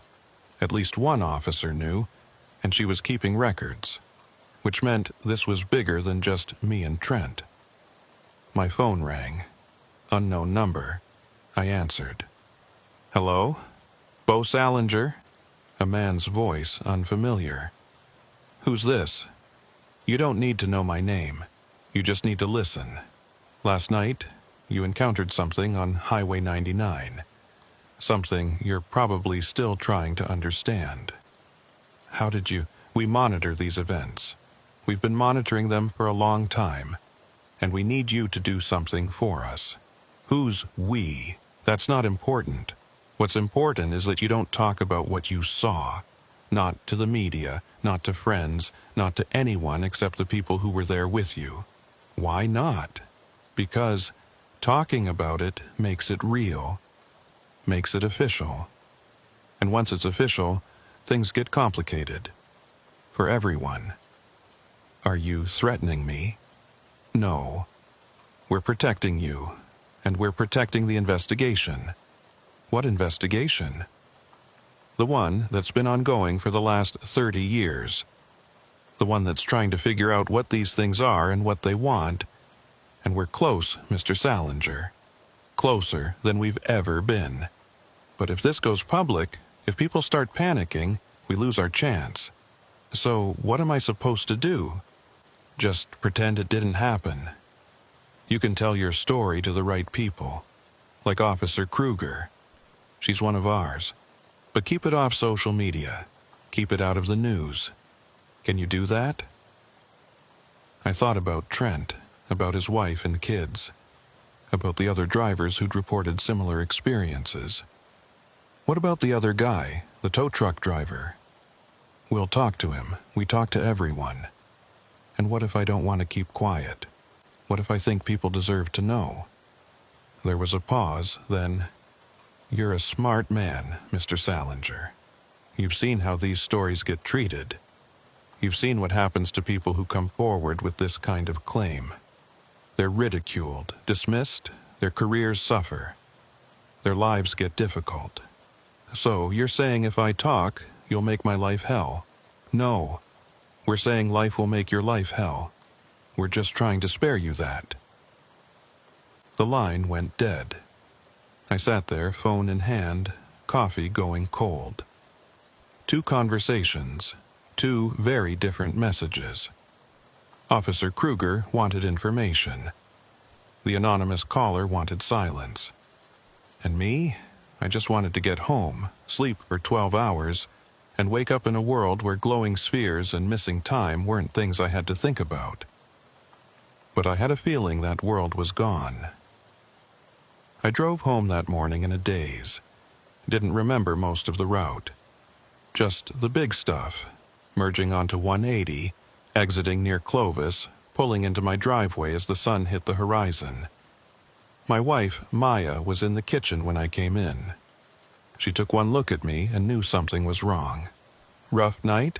she asked. "You could say that." "The load give you trouble?" "The load was fine. It was the drive." I told her everything. The sphere, Trent, the lights, the time discrepancy, Officer Kruger, the phone call, all of it. She listened without interrupting. When I finished, she was quiet for a long time. Finally, "Do you believe it was real?" "Yes." "Not a hallucination? Not some kind of atmospheric phenomenon?" Maya, I talked to another person. He saw the same thing. That's not a hallucination. Okay? She poured herself coffee, sat down across from me. So, what are you going to do? I don't know. Part of me wants to go public. Post about it, tell the story, warn people. But the other part knows how that sounds. Yeah. What did Trent say? Have you talked to him since last night? No, but I should. I pulled out Officer Kruger's card, called the number she'd given me. She answered on the third ring. Kruger? It's Bo Salinger. I need Trent Revis's contact info. Why? Because I want to make sure he's okay, and I want to know if anyone else has talked to him. There was a pause, then, give me a minute. She came back 2 minutes later with a phone number. I thanked her and hung up. Dialed Trent. It rang 5 times before he answered. He sounded exhausted. Yeah? Trent, it's Bo. From last night. Oh, hey. A pause. You doing okay? Physically, yeah. Mentally, I'm not sure. You? Same. I keep replaying it in my head, trying to make sense of it. Did anyone contact you? CHP or anyone else? Yeah. A guy called me this morning, wouldn't give his name. Said I should keep quiet about what happened. Did he threaten you? Not exactly, but the message was clear. Talk about this, and things get difficult. Same call I got. So what do we do? I don't know, but I don't think we should let them silence us. Whatever's happening out there, people deserve to know, even if no one believes us. Especially if no one believes us, because that just means we have to work harder to prove it. Trent was quiet for a moment, then, Bo, I've been thinking, what if they come back? The spheres? Yeah. What if this wasn't a one-time thing? What if they're still out there watching us? I thought about the message. Observe. Do not interfere. Record. Then we observe them back, I said. We document everything. We collect evidence. And we find other people who've had the same experience. How? Officer Kruger. She keeps a log. She knows others. If we pool our resources, share our stories, maybe we can piece together what's actually happening. You really think we can figure this out? I don't know, but I know I can't just pretend it didn't happen. Okay, Trent said. I'm in. What's the first step? Meet me tomorrow night. Bring whatever you can remember, times, details, anything that seemed important. We'll compare notes, see if there's a pattern. Where? The truck stop off 99, just south of Fresno. You know it? Yeah? What time? 9 p.m. And Trent, don't tell anyone where you're going. Not your wife, not your kids, no one. You think they're listening? I think we shouldn't take chances. He agreed, and we hung up. Maya was watching me from across the kitchen. You're really doing this, she said. I have to. Even if it's dangerous? It's not dangerous. It's just strange. Strange things can become dangerous real fast, Bo. I know. But if I don't do this, if I just let it go, I'll spend the rest of my life wondering what it was. And I can't live like that. She came over, wrapped her arms around me. Just be careful. I will. But even as I said it, I wasn't sure I believed it. Because something told me this was just the beginning. The truck stop was nearly empty when I arrived at 8:45 p.m. the next night. Just a handful of rigs in the lot, their drivers either sleeping in their cabs or nursing coffee inside. I parked near the back, away from the lights, and waited. Trent showed up at 8:52, driving a personal vehicle this time. A beat-up Chevy Silverado that had seen better days. He parked next to me, climbed out, looked around like he was checking for surveillance. Anyone follow you? I asked. I don't think so, but I've been paranoid all day. Keep feeling like someone's watching. Same. We went inside, found a booth in the corner where we could see the door and the parking lot. Ordered coffee. The waitress, an older woman with a name tag that read Dolores, barely glanced at us. Once she was gone, Trent pulled out a notebook. I wrote everything down. Times, details, what I felt, what I saw. Figured it would help. Good thinking. I had my own notes on my phone, less detailed, but comprehensive enough. We spent the next hour comparing accounts. The timeline matched almost perfectly.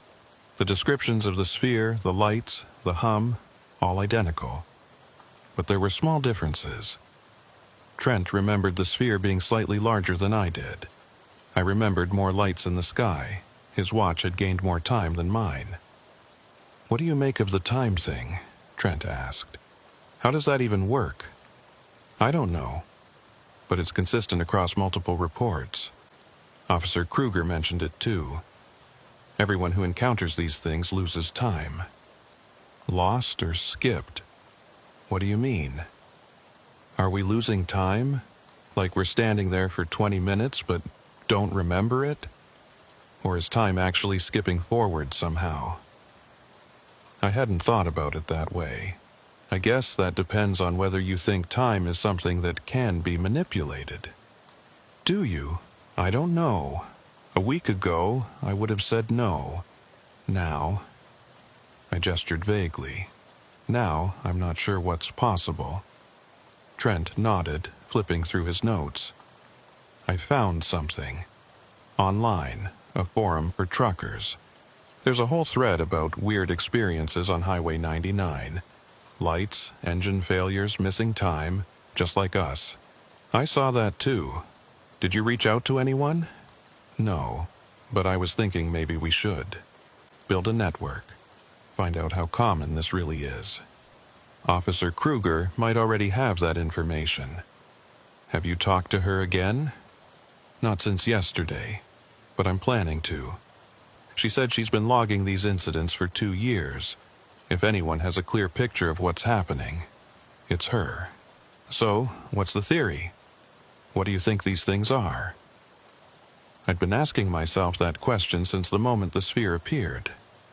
Honestly, I think they're extraterrestrial. Trent didn't look surprised. You think we got visited by aliens? I think something non-human showed up on Highway 99, shut down our vehicles, studied us and left. That's not military tech. That's not weather. That's something else. But why here? Why the Central Valley? I don't know. Maybe because it's isolated. Maybe because of the farmland. Lots of open space, low population density. Or maybe... I hesitated. What? Maybe they're monitoring something else. The agriculture, the water table, the environment. And we're just incidental. We're the ones who happen to be driving through when they're doing their work. So we're not the focus. I don't think we are. I think we're just in the way. Trent considered this. That message, the one that got put in our heads. Observe. Do not interfere. Record. That sounds like instructions for researchers. Exactly. And if they're researching this area, documenting it, that means they've been here before, probably many times. Which explains why there are so many reports going back years. We sat in silence, both of us processing the implications. If we were right, if these things were some kind of extraterrestrial research team, then the question wasn't whether they existed. The question was what they wanted, and whether we were in danger. My phone buzzed. Text from an unknown number. Look outside. I showed Trent. He paled. You think it's them? Only one way to find out. We slid out of the booth and walked to the front windows.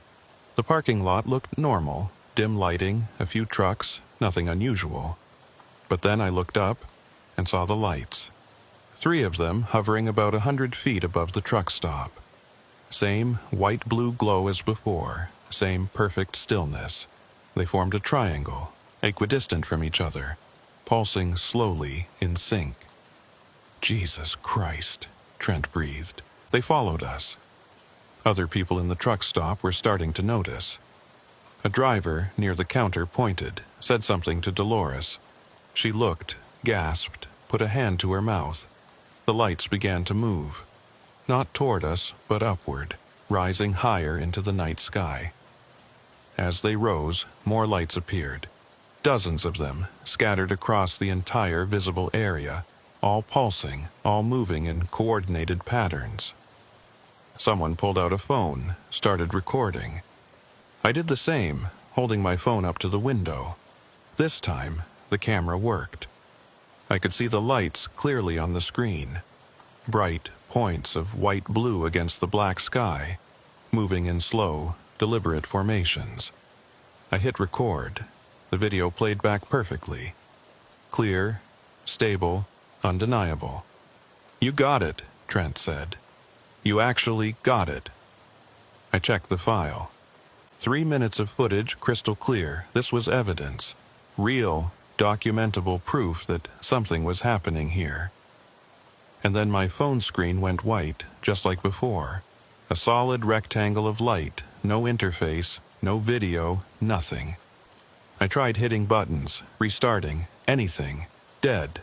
"No," I said. "No, come on." Trent checked his phone. Same thing. White screen, unresponsive. Outside, the lights began to fade. Not disappearing. Dimming, like someone was turning down a dial. Within 30 seconds, they were gone. Just empty night sky. Stars, normalcy. My phone came back to life. But when I checked the video file, it was corrupted. Just a black screen with white noise on the audio track. Trent's phone was the same. "They deleted it," he said. "They waited until we recorded, and then they deleted it. But why let us record it all? Why not just block the cameras like before? Maybe they wanted to see if we would. Maybe that's part of the research." A text appeared on my phone. Last warning. No documentation. No public disclosure. I showed Trent. He showed me his same message. "What happens if we ignore them?" he asked. "I don't know, but I'm not sure I want to find out." Dolores came over, her face pale. "You boys see that?" "We saw it," I said. "What was it? Drones? Military?" "We don't know." "Well, someone should call the police. That's not normal. That's not safe." "Already on it." Trent lied. She nodded, went back to the counter, started talking to the other driver. Within minutes, everyone in the truck stop was buzzing, pulling out phones, comparing stories. This was going to be on social media within the hour. Maybe the news by morning. And there was nothing anyone could do to stop it. Officer Kruger called me 10 minutes later. "You at the truck stop off 99? She asked without preamble. "Yeah." "How did you—" "Because I just got 3 calls reporting lights over that location." "Was it them?" "Yeah." "Did you get footage?" "I tried. It got corrupted." "Of course it did." She sighed. "Listen, I'm on my way. Don't leave. I need to talk to everyone who saw this." "Kruger. What's going on? Why are they showing up now in such a public place? This isn't isolated farmland. This is a truck stop with witnesses." "I know. And that scares me. Because up until now they've been careful, discreet. This is different."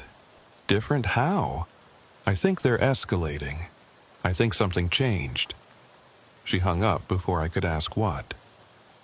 Officer Kruger arrived 20 minutes later with another CHP unit. They interviewed everyone at the truck stop, drivers, staff, anyone who'd seen the lights. Took statements, collected phone numbers, promised to file a report. But I could tell she didn't expect anything to come of it. This was procedure, covering bases. The real investigation was happening somewhere else, with people who didn't wear uniforms and didn't announce themselves. When she was done with the others, she pulled Trent and me aside. "Okay," she said quietly. "Cards on the table. I know more than I've been letting on. I'm not just collecting data as a hobby. I'm part of a larger effort, unofficial, underfunded, mostly ignored by the brass. But we've been tracking these things for years." "How many years?" I asked. 15, maybe longer. The records get fuzzy before the 2000s, but we know they've been here at least that long, probably longer. "And no one's done anything?" "What can we do? We have no physical evidence.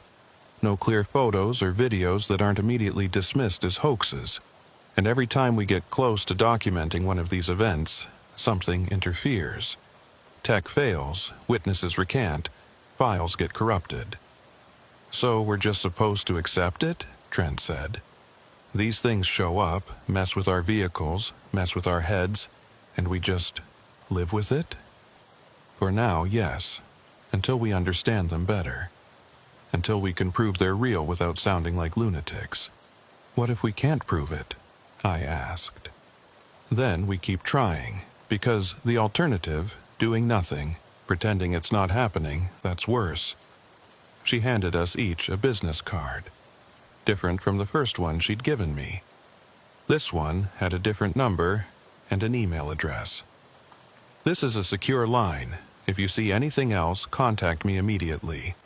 And if anyone else contacts you, government, military, anyone claiming to represent an official investigation, I want to know about it." "Why?" "Because there are people who want this buried, and they have resources we don't." "The guy who called me," I said. "He said he was part of an investigation. Did he identify himself?" "No." "Then he's one of them, the cleaners. They show up after events like this, make sure witnesses stay quiet, make sure the story doesn't spread. They're not hostile, exactly, just insistent." "What if we don't stay quiet?" Trent asked. Kruger looked at him seriously. "Then your life gets difficult. Not dangerous, just difficult. You'll find yourself unemployed. Your credibility will be attacked. Your social media will be full of trolls. It's death by 1,000 cuts." Jesus. "I'm not trying to scare you. I'm trying to prepare you. Because if you really want to pursue this, if you want to be part of the investigation, you need to know what you're getting into." I looked at Trent. He looked back at me. "I'm in," he said. "Me too," I said. Kruger nodded. "Good. Then let's get to work." Over the next 3 weeks, we documented everything. Every sighting, every report, every strange experience anyone in the network had. Officer Kruger connected us with other witnesses, drivers, farmers, a few pilots who'd seen things while flying over the valley at night. The pattern became clear. The lights appeared in clusters, mostly between midnight and 3 a.m., always in isolated areas. They showed preference for farmland, particularly areas with large-scale agriculture. And they avoided populated zones unless something specific drew them there, like us. "They're tracking you," Kruger said during one of our meetings. "Both of you. Ever since that first encounter, you've been on their radar." "How do you know?" I asked. "Because the frequency of sightings near your locations has tripled. Bo, you've seen lights over your route 6 times in 3 weeks. Trent, there have been 4 reports within 5 miles of your shop. That's not coincidence. So what do they want with us? I think you saw too much, got too close. And now they're monitoring you to make sure you don't become a problem." "Are we in danger?" "I don't think so. If they wanted to harm you, they would have already. But I do think you're being studied, just like you studied them." It was a strange feeling, being observed by something non-human, like being a bug under a microscope, except the microscope could think, could make decisions about you. But it also meant we had leverage. If they were interested in us, that gave us an opportunity, a chance to communicate, maybe even establish contact. What if we tried to talk to them? I suggested during one meeting. Not just wait for them to appear, but actively try to make contact. How? Kruger asked. We know where they've been. We know when they're most likely to show up. What if we went to one of those locations and just waited, made ourselves available? That's incredibly risky. Is it? They've had multiple chances to hurt us and haven't. I think they're curious. And maybe if we show we're curious too, they'll respond. Trent looked uncertain. You really want to go back out there? After everything? I want answers. Don't you?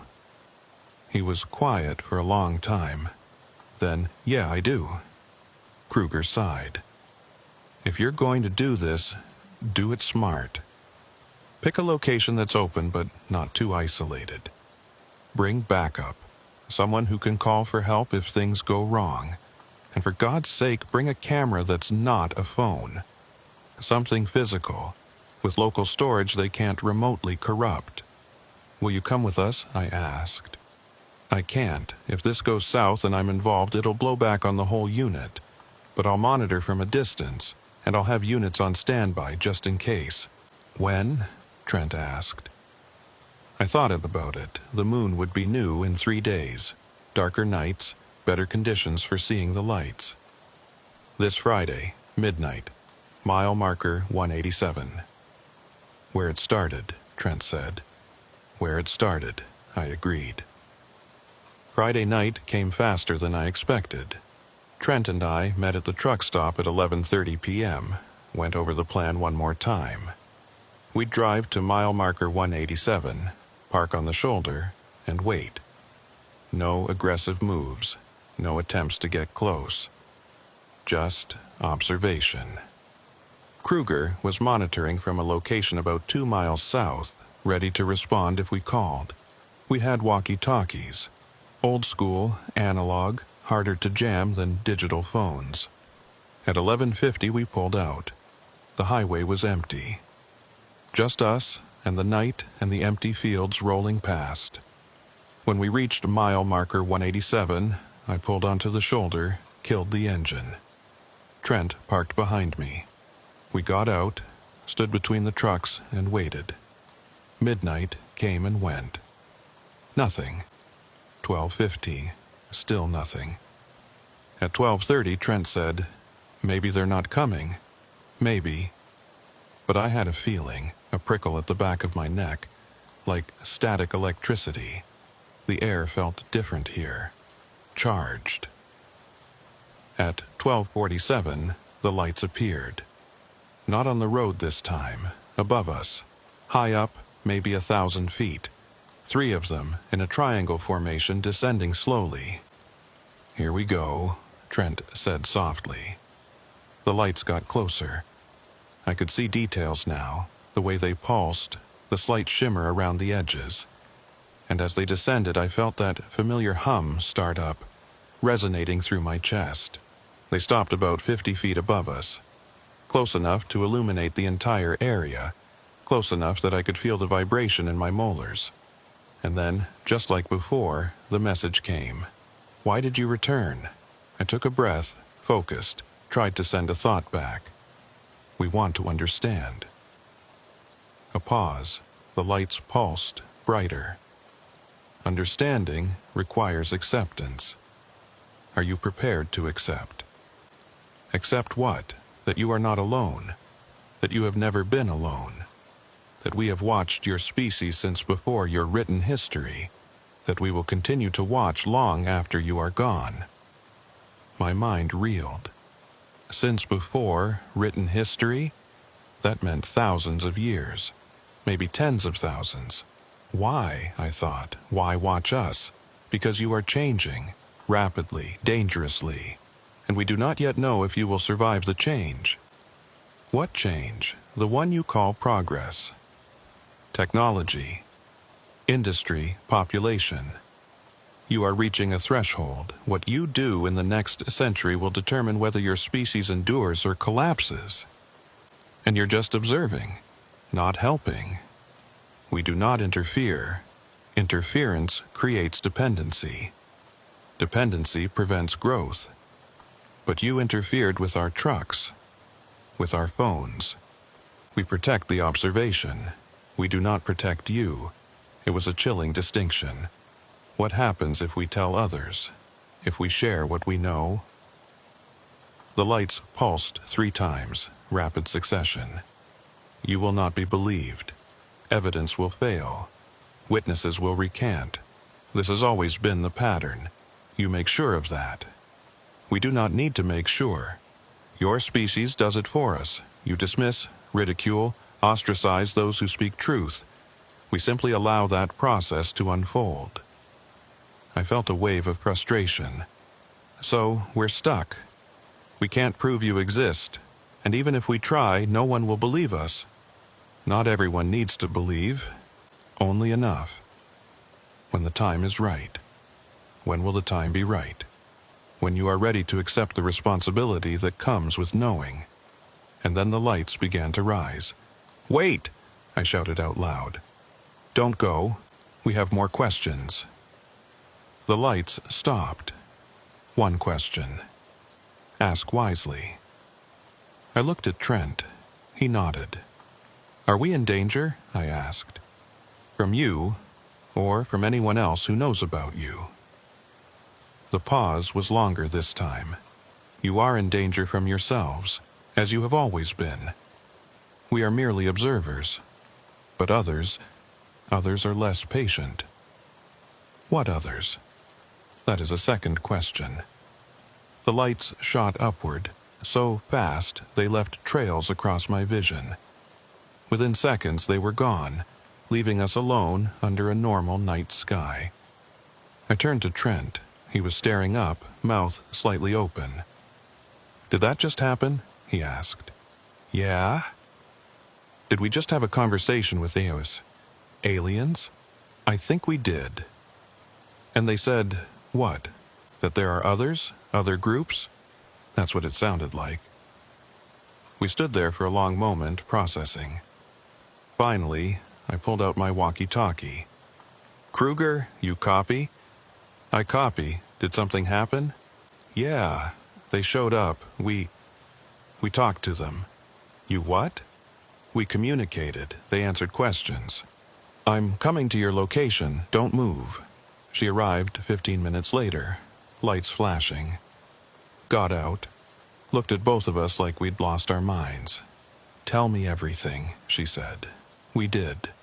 Every word, every concept, everything they'd communicated. When we finished, Kruger was pale. "If what they're saying is true," she said slowly, "then this is bigger than we thought. This isn't just aerial phenomena. This is active monitoring of our entire species. And it's been happening for thousands of years," Trent added, "which means they've seen everything. Our wars, our progress, our failures, they've been watching it all. The question is," I said, "what do we do about it?" Kruger looked at the empty sky. "We keep doing what we've been doing. We document, we collect evidence, we build the case, and when the time is right, when enough people are ready to listen, we go public. And until then, we live our lives. We drive our routes, we work our jobs, we pretend everything's normal. But we stay vigilant, because if they're right, if there are others out there who are less patient, we need to be ready." "Ready for what?" "I don't know, but I have a feeling we're going to find out."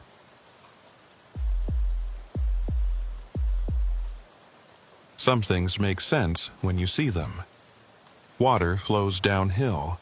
Light creates shadows. Reflections need a source. This didn't make sense. I'm Marco Varela. I work for the Central California Irrigation District. Have for almost 7 years now. My job is pretty straightforward.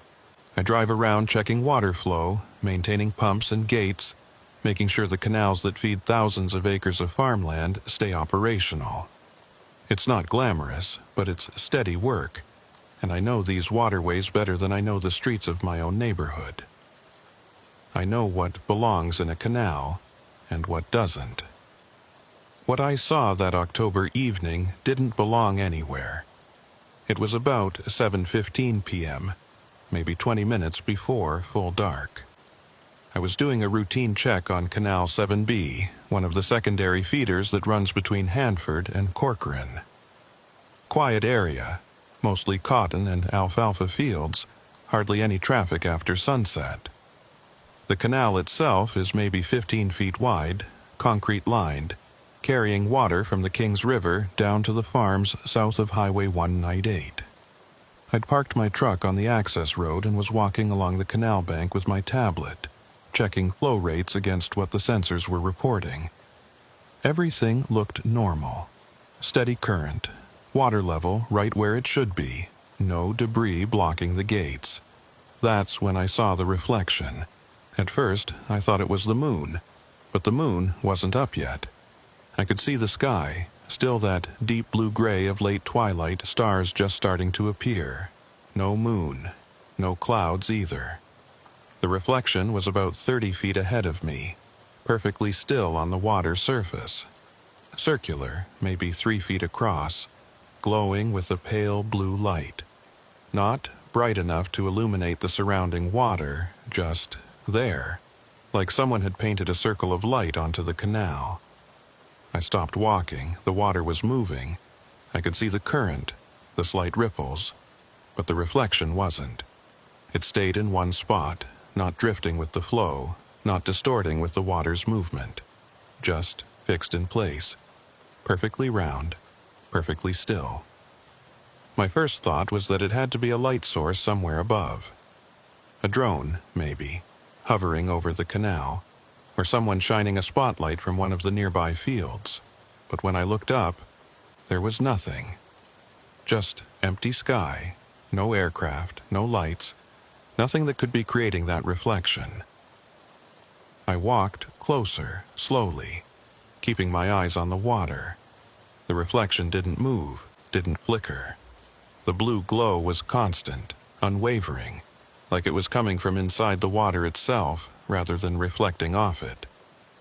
When I got within about 10 feet, I could see details I hadn't noticed before. The edges of the circle weren't quite smooth. They had a faint, almost imperceptible shimmer, like heat waves rising off hot asphalt. And the color wasn't uniform. It was mostly pale blue, but there were darker streaks running through it, patterns that shifted very slowly, like oil on water. I pulled out my phone and took a picture. The camera focused perfectly. I could see the reflection clearly on the screen. I hit the shutter button, checked the photo. It was there, clear as day. A circle of blue light on dark water, exactly as I was seeing it with my own eyes. That should have been reassuring. But instead, it made me more uneasy, because if the camera could see it, that meant it was real. Not a trick of the light, not an optical illusion. Something was actually there. I looked up again, scanning the sky more carefully this time. Still nothing. No stars bright enough to create that kind of reflection. No planets visible at this hour. Definitely no aircraft. I called my supervisor. It rang 4 times before going to voicemail. "Hey, it's Marco. I'm at Canal 7B, about a mile south of the Grangeville crossing. I'm seeing something weird in the water, some kind of light or reflection. It's not moving with the current. Can you give me a call back when you get this?" I hung up, looked back at the reflection. It was still there, still motionless, still glowing that impossible blue. I decided to test something. I had a high-powered flashlight in my truck. We all carry them for night inspections. So I jogged back, grabbed it, and returned to the canal. The reflection was still in the same spot. I turned on the flashlight and aimed it directly at the reflection, flooding the area with white light. The reflection didn't disappear, it should have. When you shine a light on a reflection, you either overwhelm it with your own light source, or you see whatever's creating the reflection more clearly. but this just stayed. The white beam from my flashlight lit up the water surface, showed me every ripple and bit of debris floating past. But the blue reflection remained, clearly visible, completely unaffected by the direct light I was shining on it. That's when I heard the vehicle, coming from the north along the access road. Headlights appeared, maybe half a mile away. I felt a strange sense of relief. Someone else was here. I wasn't alone with this impossible thing. The vehicle got closer. I could tell from the shape it was one of our district trucks. It pulled up behind mine and stopped, engine idling for a moment before shutting off.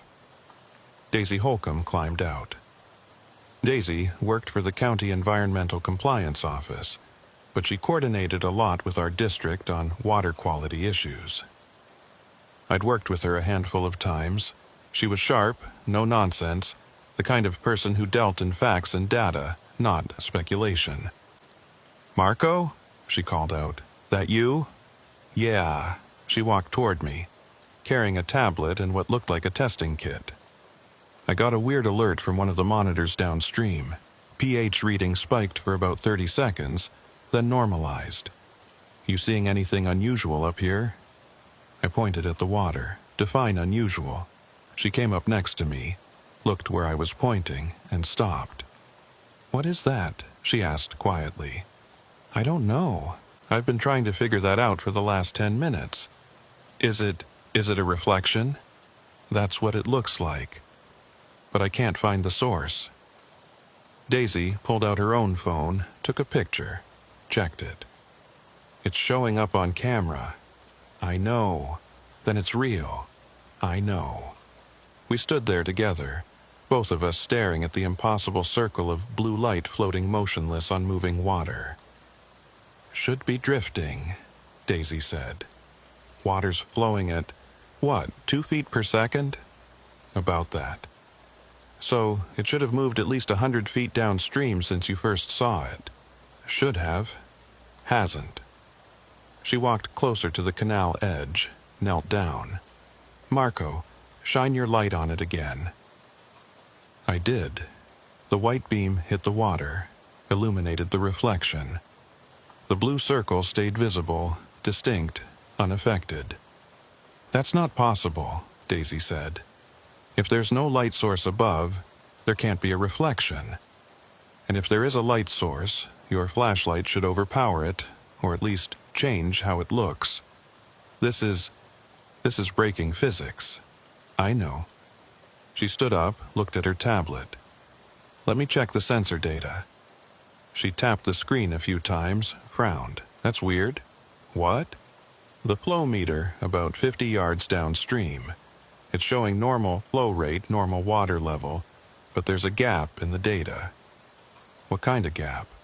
6 seconds. Like the sensor just stopped recording for 6 seconds, then picked back up exactly where it left off. My stomach dropped. "When?" She checked the timestamp. 7:16 p.m., about 15 minutes ago. That's when I first saw it. The reflection. Daisy looked at me, then back at the water. "Marco, I think we need to call this in." "Call in what? A weird reflection in a canal?" "A phenomenon that's causing sensor malfunctions and defying basic physics. Yeah, we need to report this." She pulled out her phone, started to dial. That's when the reflection changed. It didn't move. It didn't get brighter or dimmer, it just split. Like watching a cell divide under a microscope, the circle elongated in the middle, pinched and separated into 2 distinct circles, both the same size, both glowing the same blue, both perfectly stationary despite the flowing water. "Jesus," Daisy whispered. She lowered her phone without completing the call.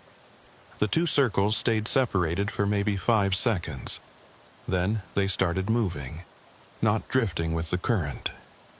Moving deliberately, sliding across the water surface like they were on rails. One went upstream, one went downstream, both maintaining the same distance from the bank. We watched them until they were about 50 feet apart. Then they stopped, and then simultaneously they each split again. Now there were 4.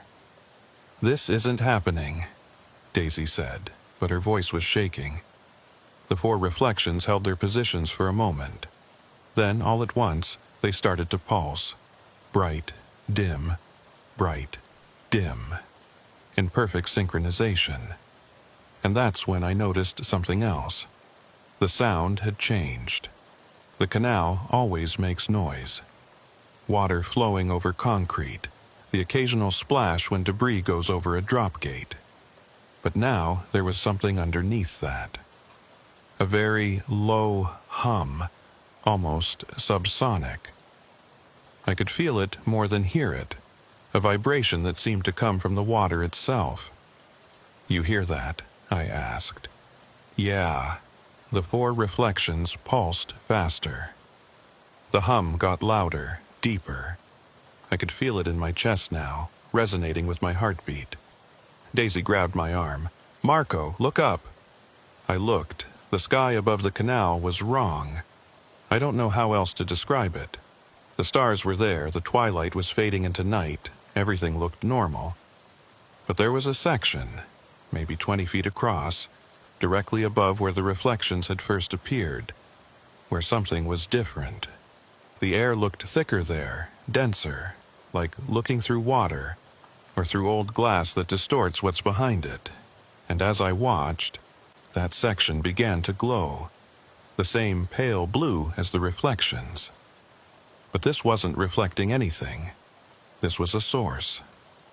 A light coming from something above the water, something I could almost but not quite see. "Daisy," I said carefully, "I think we should back away." "Yeah." We took a step back.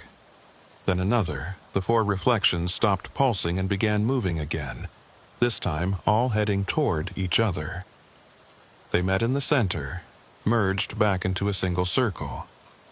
And then the reflection rose out of the water. I need you to understand what I mean when I say it rose out of the water. The reflection didn't project upward like a beam of light. It didn't float like a balloon.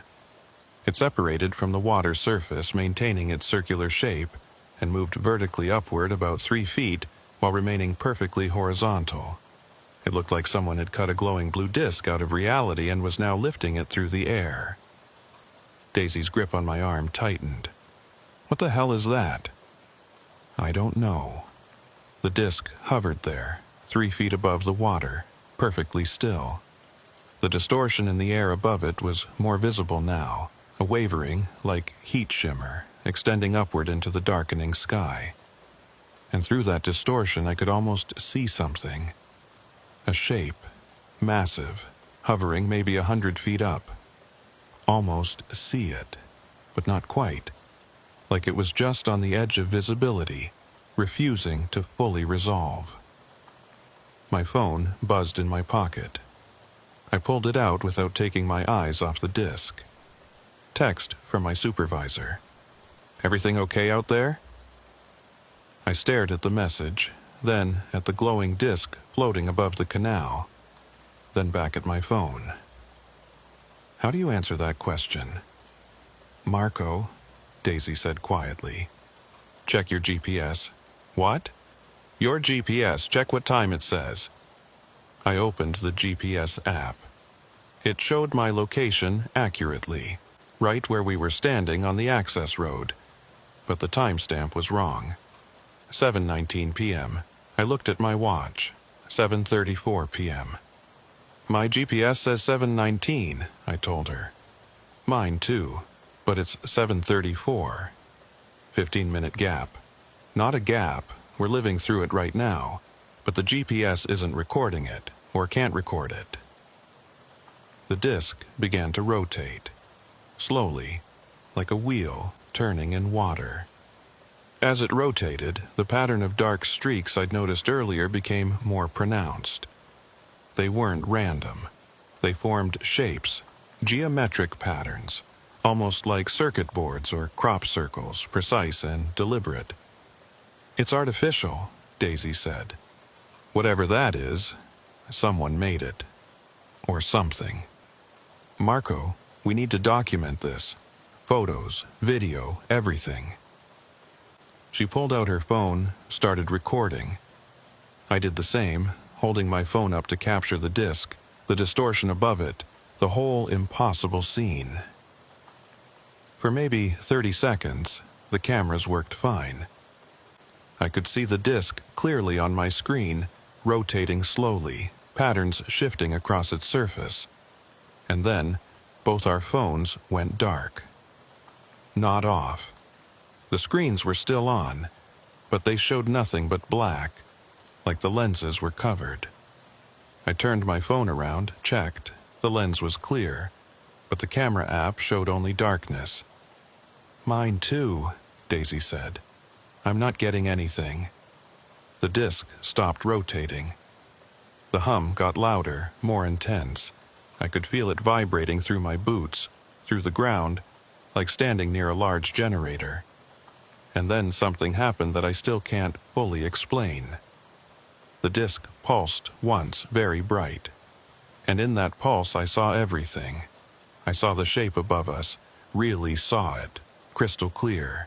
It was massive, maybe 60 feet across, hovering silently above the canal.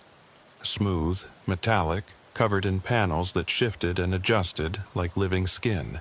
No lights, no windows, no visible means of propulsion. Just there, occupying space, impossibly huge and impossibly quiet. And I saw others, more of them, scattered across the sky, spread out over the canal system. Not just here. Dozens of them, maybe more, positioned at regular intervals for miles in every direction. All hovering, all motionless, all doing whatever they were doing in perfect coordination. The pulse faded. My normal vision returned.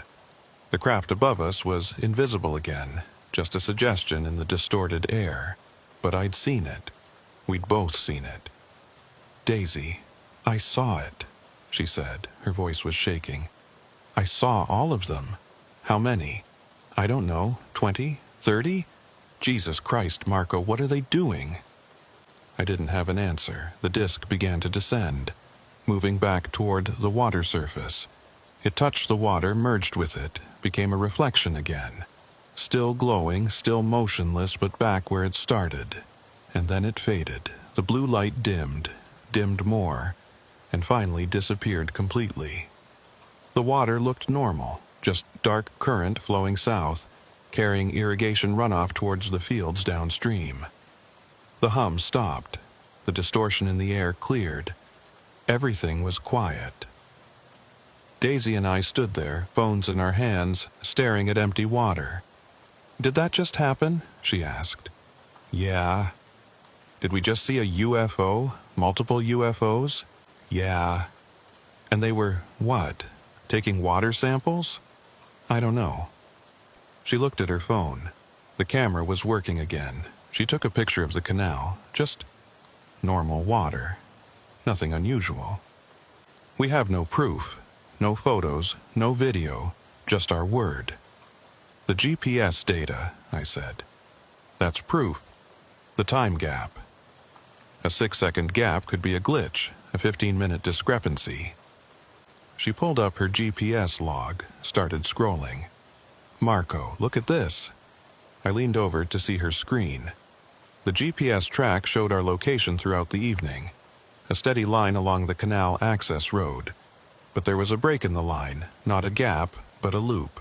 At 7:19 p.m., the GPS showed us standing in one spot.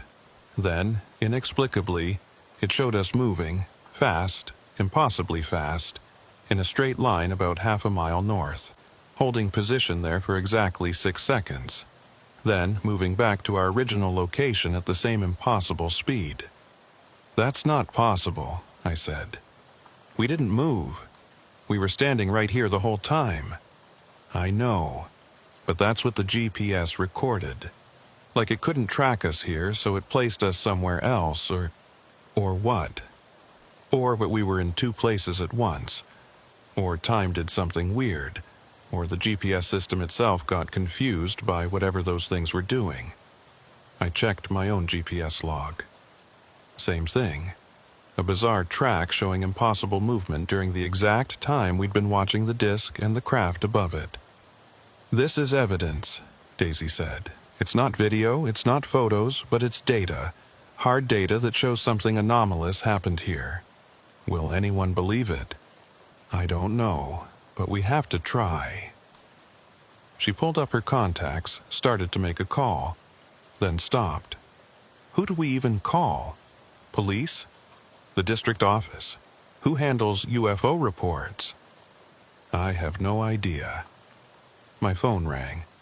"Uncle Raymond," I answered. "Hey, Marco, where are you right now?" His voice was urgent. "Canal 7B, just south of Grangeville. Why? Have you seen anything unusual?" My heart sank. What kind of unusual? "Lights, over the water. I just got a call from a farmer near Corcoran. He says there's something hovering over the canal, something glowing blue. And I got another call from someone near Hanford reporting the same thing. Different locations, but both on canal system property." "What time did they see them?" I asked. "Starting about 20 minutes ago. Are you seeing anything?" I looked at Daisy. She was listening, her face pale. "We saw something," I said carefully. "About 20 minutes ago. But it's gone now." "Describe it." "Blue light, circular, hovering over the water. And there was something above it. Something big." There was a long pause, then, "Marco, I'm coming out there. Don't leave. Don't talk to anyone until I get there. You understand?" "Uncle Ray, what's going on?" "I'll explain when I get there. Just stay put." He hung up. I looked at Daisy. "My uncle's coming. He says there have been other reports, multiple locations. How many?" "At least 2. But if there were as many of those things as we saw during that pulse, then there could be dozens of reports." We walked back to our trucks, both of us checking the sky constantly, waiting for the blue glow to return. The canal looked normal, just water, concrete, the dark fields beyond, like nothing had happened. But my GPS still showed that impossible track, and when I checked the district's sensor network on my tablet, I saw the data gaps, dozens of them. Every sensor along a 30-mile stretch of canal system had experienced 6-second interruptions, all at the exact same time. 7:19 p.m., when we'd been standing here watching something impossible. Uncle Raymond arrived 40 minutes later in his personal truck. He'd retired from the irrigation district 3 years ago, but he still kept tabs on the system, still knew everyone, still had access to most of the data networks. He got out of his truck and walked over to us with a tablet in hand. He looked old, suddenly, older than I'd seen him look before. Tired and worried and something else, frightened maybe. "Show me where you saw it," he said without preamble. I led him to the spot on the canal bank. Daisy followed. The water looked completely normal now, flowing steadily south, reflecting the stars that had appeared overhead. "It was right here," I said, pointing. A blue reflection, perfectly circular, not moving with the current. Then it split into 4, then merged back into 1, then rose out of the water. "And above it?" Uncle Raymond asked. "Something huge. We could barely see it, like it was almost invisible, but during one bright pulse we saw it clearly, and we saw others. Lots of them." He nodded slowly, like this confirmed something he'd already suspected. "How long did the sighting last?" "Maybe 15, 20 minutes. But our GPS data is wrong. It's showing a 15-minute gap, plus this weird track like we moved half a mile north and back. Not just yours." He held up his tablet. Every GPS-enabled device in the district fleet is showing anomalies. Trucks, monitoring equipment, everything. All between 7:19 and 7:34 p.m. And the pattern is consistent: 6-second data gaps, impossible movement tracks, position errors. What does that mean? Daisy asked. It means whatever those things were, they were affecting GPS satellites, or scrambling the signals, or doing something that made it impossible for the satellites to track positions accurately. Has this happened before? I asked. Uncle Raymond looked at me for a long moment. Then, yes, 3 times in the last 8 months. Different locations, but always over water, canals, reservoirs, rivers. Always the same pattern. Blue lights, sensor anomalies, GPS errors. And always the same response from authorities. What response? Nothing. No investigation, no follow-up. Just a note in the logs and instructions to mark it as equipment malfunction. But it's not equipment malfunction, Daisy said. This is systematic. Multiple witnesses, consistent descriptions, hard data showing coordinated anomalies. I know, but nobody wants to say it out loud. Say what? That something non-human is monitoring our water systems. Has been for months, maybe longer, and we have no idea why. We stood there in silence, all 3 of us looking at the dark water. What do we do? I asked finally. Uncle Raymond sighed. We document everything. Photos, GPSs, sensor data, witness statements. We build a record that can't be dismissed. And we find others who've seen these things. How many others are there? More than you'd think. I've been keeping an unofficial list. Farmers, water district employees, a couple of highway patrol officers, people who've seen things over the waterways and were afraid to report them because they knew how it would sound. Can we talk to them? Daisy asked. Some of them, the ones who are willing, but Marco, Daisy, you need to understand something. If you pursue this, if you start asking questions and making noise, your lives are going to get complicated. People will think you're crazy. Your employers might start questioning your judgment. And if there's an official effort to keep this quiet, you might get pressure to drop it. What kind of pressure? I asked. The subtle kind. Reassignments, performance reviews, vague warnings. Nothing you can point to and say definitively that you're being silenced. Just enough to make continuing difficult. Have you experienced that? Daisy asked. Why do you think I retired early? That hit me harder than I expected. Uncle Raymond had always been the most dedicated person I knew. The fact that he'd walked away because of this. What about the public? I asked. Can we go to the media? You can try. But without clear video or photos, most outlets won't touch it. And the ones that will are the sensationalist UFO sites that'll make you sound like a conspiracy theorist. That's the trap. The phenomenon is real, but any attempt to report it makes you look unreliable. So we're stuck, I said. Not stuck, just careful. We document, we connect with other witnesses, we build a case over time. Eventually, there will be an incident that can't be dismissed. Something with too many witnesses, too much evidence, too public to ignore. And when that happens, we'll be ready. My phone buzzed. Text from an unknown number. Thank you for not interfering. Observation protocols require minimal disruption. Your cooperation is noted. I showed it to Uncle Raymond and Daisy. Both of them stared at the message. Did you give anyone this number? Uncle Raymond asked. No, it's my personal cell. How would they even... His phone buzzed. Then Daisy's. Same message, word for word. They're communicating with us, Daisy said. Directly. Or warning us, Uncle Raymond said.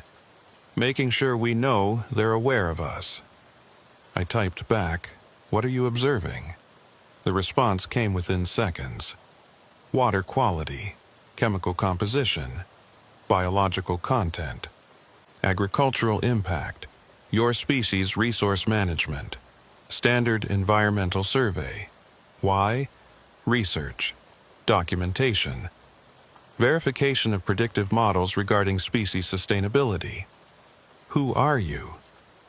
Observers. We do not interfere. We only record. But you're interfering with GPS, with our equipment.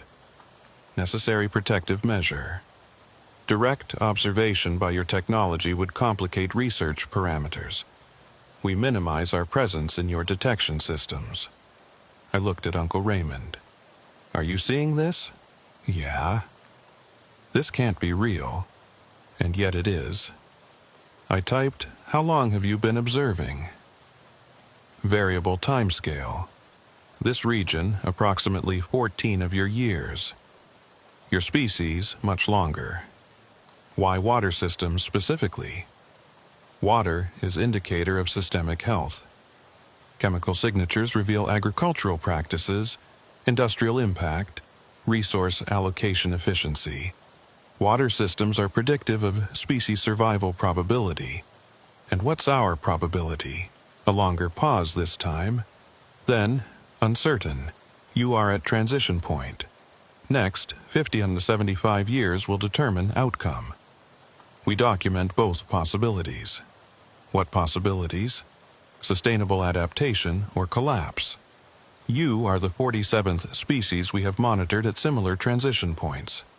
23 have survived, 24 have not. I stared at the message. The casual way it stated those numbers, like our entire civilization was just another data point in a research project. What can we do? I typed. Continue. Make choices. We will observe. We do not influence outcomes. Then, why tell us any of this? You asked. Direct inquiry warrants response. This communication will not continue. Resume normal activities. Your observation tonight was accidental but acceptable. Wait, but no more messages came. The three of us stood there, phones in hand, staring at a conversation with something non-human that had just casually informed us that our species might not make it another century. Well, Uncle Raymond said finally, that's new. We didn't sleep much that night. Uncle Raymond, Daisy, and I ended up at a 24-hour diner in Hanford, sitting in a back booth with our phones, tablets, and printouts of GPS data spread across the table. The waitress kept refilling our coffee and giving us concerned looks, probably wondering what kind of crisis had 3 Water District people working this late. If she only knew. Okay, Daisy said, pulling up a map on her tablet. Let's think about this systematically. We have confirmed sightings at 3 locations tonight. Here at 7B, 1 near Corcoran, 1 near Hanford. All on canal property, all around the same time. 4 locations, Uncle Raymond corrected. I just got a text from a friend who works at the Tulare Lake Bed Reclamation Project. He saw lights over the collection basin around 7:20. Same time as us, I said. Same 15-minute window. Right. So, if we plot these locations, Daisy marked the points on her map. They're all connected to the Kings River Canal system, and they're spaced almost exactly 7 miles apart. I looked at the pattern she'd created. 4 points, evenly distributed, forming a rough line following the canal network. That's not random, I said. No, it's a survey grid. If you were systematically sampling water from this system, this is exactly how you'd space your collection points. Maximum coverage, minimal redundancy. So they're not just observing, Uncle Raymond said. They're actively collecting data, water samples maybe, or detailed chemical analysis. But why be visible at all? I asked. If they can make themselves almost invisible, if they can scramble our GPS and block our cameras, why let us see the reflections in the water? Maybe they can't help it, Daisy suggested. Maybe that blue glow is a byproduct of whatever technology they're using. Like exhaust from an engine, not intentional, just unavoidable. Or maybe they don't care if we see, Uncle Raymond said. Think about it. They told us directly, minimal disruption, but they're not hiding. They're just making it difficult to document. That suggests they're confident we can't do anything about it, even if we know they're here. That was an unsettling thought. My phone buzzed. Another text, but this one had a sender ID. Officer D. Kruger, CHP. The message read, Marco Virella? This is Officer Denise Kruger, Highway Patrol. I understand you had an unusual encounter tonight near Canal 7B. I'd like to talk to you about it. This is an unofficial inquiry. I showed the message to Uncle Raymond. He frowned. Kruger, I know that name. She's been asking questions about aerial phenomena for a couple years now. Some of the guys at the district have talked to her. Is she legitimate? Daisy asked. As far as I know, she keeps a low profile, doesn't make a big deal about it. But she's been building a database of sightings. I texted back, How did you get my number? Your supervisor. He got a call about your location inquiry earlier and mentioned it to dispatch. Word travels. Can we meet tomorrow? I have information that might be relevant. I looked at Uncle Raymond. He nodded. Okay, where? Tachi Palace, the coffee shop off 43. 10 a.m. I'll be there. The message thread went quiet. I set my phone down and rubbed my eyes. It was almost midnight, and the adrenaline that had been keeping me alert was starting to fade, leaving exhaustion in its place. We should get some sleep, Uncle Raymond said. This is going to be a long process, and we need to be sharp. Sleep, I said. Right, like that's going to happen after tonight. But I tried anyway. Daisy headed back to her place in Hanford, Uncle Raymond to his house in Visalia, and I drove home to my apartment in Corcoran. I lay in bed, staring at the ceiling, replaying the events of the evening, the blue disk rising from the water, the massive craft overhead, the dozens of others spread across the sky.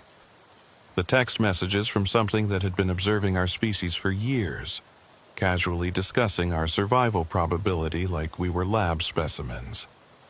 I must have dozed off at some point, because I woke to sunlight streaming through the window and my phone alarm blaring. 8:30 a.m. I had 90 minutes to get to the meeting with Officer Kruger.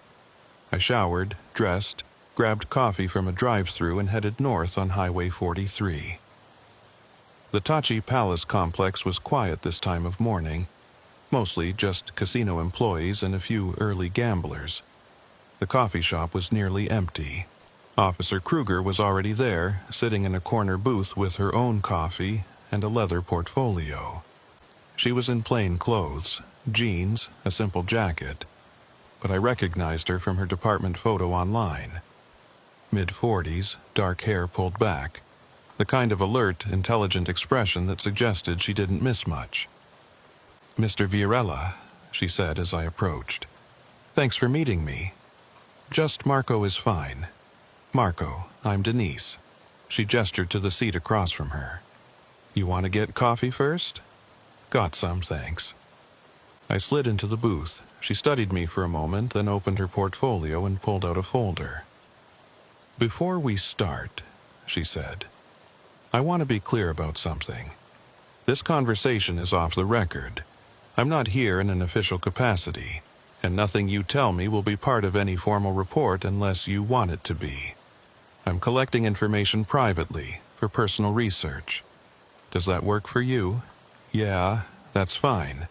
Good. Now, tell me what you saw last night. I did. All of it.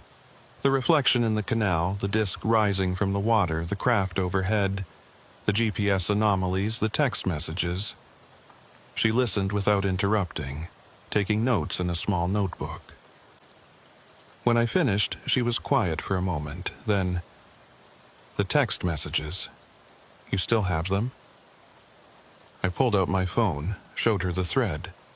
She read through them carefully, her expression neutral. Have you shown these to anyone else? Just my uncle and a colleague who was with me. Daisy Holcomb. Ms. Holcomb is the one who contacted the Environmental Compliance Office this morning? She did? About an hour ago. Filed a preliminary report about sensor anomalies across the canal system. No mention of lights or craft, just the technical data. Smart move. It creates an official record without sounding like a UFO report. Is that a problem, the report? No, it's good. It means there's documentation that something unusual happened, even if the full story isn't in the record. She pulled out a tablet, swiped through some files. Marco, you're not the first person to see these things over water systems. I've been tracking reports for 3 years now, and there's a clear pattern. She showed me the tablet screen. It displayed a map of the Central Valley with dozens of markers scattered across it, most of them clustered around rivers, canals, and reservoirs. Each marker is a reported sighting, she said. Blue lights mostly. Sometimes other colors, but blue is the most common. They appear over water, stay for 15 to 30 minutes, then vanish. Witnesses report GPS errors, camera malfunctions, and time discrepancies. And in every case, the water systems show temporary sensor anomalies. How many reports? I asked. 83 confirmed, with decent witness credibility. Probably twice that many unreported. People see these things and don't say anything because they think no one will believe them. Why water? What are they looking for? That's the question. My theory, and this is just speculation, is that water quality is a proxy for environmental health. If you want to monitor how a civilization is managing its ecosystem, water is a good indicator. Pollution levels, chemical runoff, biological changes, it tells you a lot. That's basically what they told me in the text messages. Which brings me to my next point. She leaned forward. Marco, you need to be very careful about who you share those messages with. There are groups, both governmental and private, that would be extremely interested in direct communication with these entities. And those groups don't always have benevolent intentions. What do you mean? I mean, some people want to establish contact for research purposes. Others want to weaponize whatever technology is involved. Others want to suppress all knowledge of it to avoid public panic. You've become a person of interest simply by having that conversation. A chill ran down my spine. Are you saying I'm in danger? Not danger exactly, but you might find yourself receiving attention you don't want. Phone calls from people claiming to be researchers, requests for interviews, possibly even pressure to stop talking about what you saw. Has that happened to other witnesses? Some of them. The ones who went public or tried to file official reports. Nothing overt, nothing you could point to as intimidation. Just life getting more difficult. What should I do? Keep a low profile. Document everything, but keep it private. Talk only to people you trust. And if anyone official-sounding contacts you, government agents, military, anyone like that, get their credentials and then call me before you talk to them. She slid a business card across the table. It had her name, her direct cell number, and an email address. I'm building a network, she said.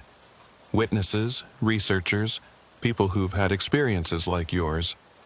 We share information, support each other, and work toward understanding what's happening. If you're interested in being part of that, let me know. I'm interested. Good. I'll add you to the group chat. It's encrypted, so be careful about what devices you use to access it. She paused. Marco, I'm going to ask you something, and I want you to think carefully before you answer. Do you think these entities are hostile? I thought about the disc, the craft, the messages, the casual way they'd discussed our species' survival probability. No, I said finally. I don't think they're hostile, but I don't think they care about us either. We're just data to them. Interesting data maybe, but still just something to observe and record. That's been my assessment too. They're researchers, not invaders. But that doesn't mean we should be complacent. If they're here studying us, that implies we're at a critical juncture. Something about our current trajectory has made us worth watching closely. They said we're at a transition point. Next 50 to 75 years will determine if we make it or not. Then I guess we'd better make good choices. She finished her coffee, closed her portfolio. Keep in touch, Marco, and if you see anything else, anything at all, I want to know immediately. I will. She left, and I sat there alone in the coffee shop, staring at her business card and thinking about what she'd said. Transition point. 47th species they'd monitored. 24 hadn't made it. I pulled out my phone and opened the group chat Kruger had added me to. There were already more than 30 people in it. Farmers, water district employees, a few scientists, even a couple of pilots. The most recent message was from someone named Rita. Saw 3 lights over the aqueduct near Los Banos last night. 7:20 p.m. Blue, circular, stationary. GPS went crazy. Anyone else? Dozens of replies. Everyone had seen something. Different locations, but all the same time. All part of the same coordinated survey. We weren't alone. Not anymore. And whatever was watching us had decided we were worth the effort of close observation. Whether that was good news or bad news, I still wasn't sure. 3 weeks after my encounter at Canal 7B, things started to feel normal again. Or as normal as they could feel when you knew there were invisible craft hovering over the water systems every few nights, collecting data on human civilization's slow-motion crisis. I went back to work, checked flow rates, maintained equipment, filed my reports. Daisy continued her environmental monitoring. Uncle Raymond kept his informal database of sightings, and Officer Kruger's group chat grew to more than 50 members, all of us sharing observations and trying to piece together what was happening. The lights appeared regularly now, not every night, but often enough that we could almost predict them. They showed up in clusters, always over water, always in that same blue-white glow. Most sightings lasted 15 to 20 minutes. GPS systems went haywire. Cameras malfunctioned. And anyone close enough reported the same low-frequency hum, that bone-deep vibration that felt like standing next to something impossibly large and powerful. But there were no more text messages, no more direct communication. Whatever intelligence was behind the lights had said its piece and gone back to silent observation. Until the night everything changed. It was mid-November, about 9 p.m. I was home, off duty, watching a basketball game on TV. My phone buzzed with a notification from the group chat. Message from Daisy. Something's different tonight. Multiple reports of lights, but they're not moving, just holding position. And they're brighter. I opened the chat. Dozens of messages were pouring in. Lights over Friant Dam, at least 6 of them. Not moving, same near Mendota. They're just hovering, been there for 20 minutes. Tulare Lake bed, 8 lights. Formation pattern. Anyone else getting a weird feeling, like pressure in your head? My phone rang, Uncle Raymond. You seeing the chat? He asked. Yeah, what's going on? I don't know, but this is different. The pattern's wrong. They're not conducting their usual survey. This looks like staging, like they're preparing for something. Preparing for what? That's what worries me. Kruger's organizing a meetup point. She wants witnesses to gather so we can pool observations in real time. You available? Where? The old pump station off Canal 12 near the junction with the Cross Valley Canal. It's isolated enough that we won't draw attention, but central enough that we can monitor multiple sighting locations. I'll be there in 30 minutes. I grabbed my equipment, flashlight, tablet, GPS tracker, camera, and headed out. The drive to the pump station took me through empty farmland, dark fields broken only by the occasional distant light from a farmhouse. The sky was clear, stars bright, moon about half full. And there, on the horizon, I could see them. The lights. Not just a few. Dozens, maybe more. Scattered across the entire visible area, all holding stationary positions, all glowing with that characteristic blue-white light. It looked like a constellation had descended to Earth. The pump station was an old concrete building that had been decommissioned 5 years ago, surrounded by a chain-link fence and overgrown with weeds. But the access road was still passable, and when I arrived, there were already half a dozen vehicles parked there.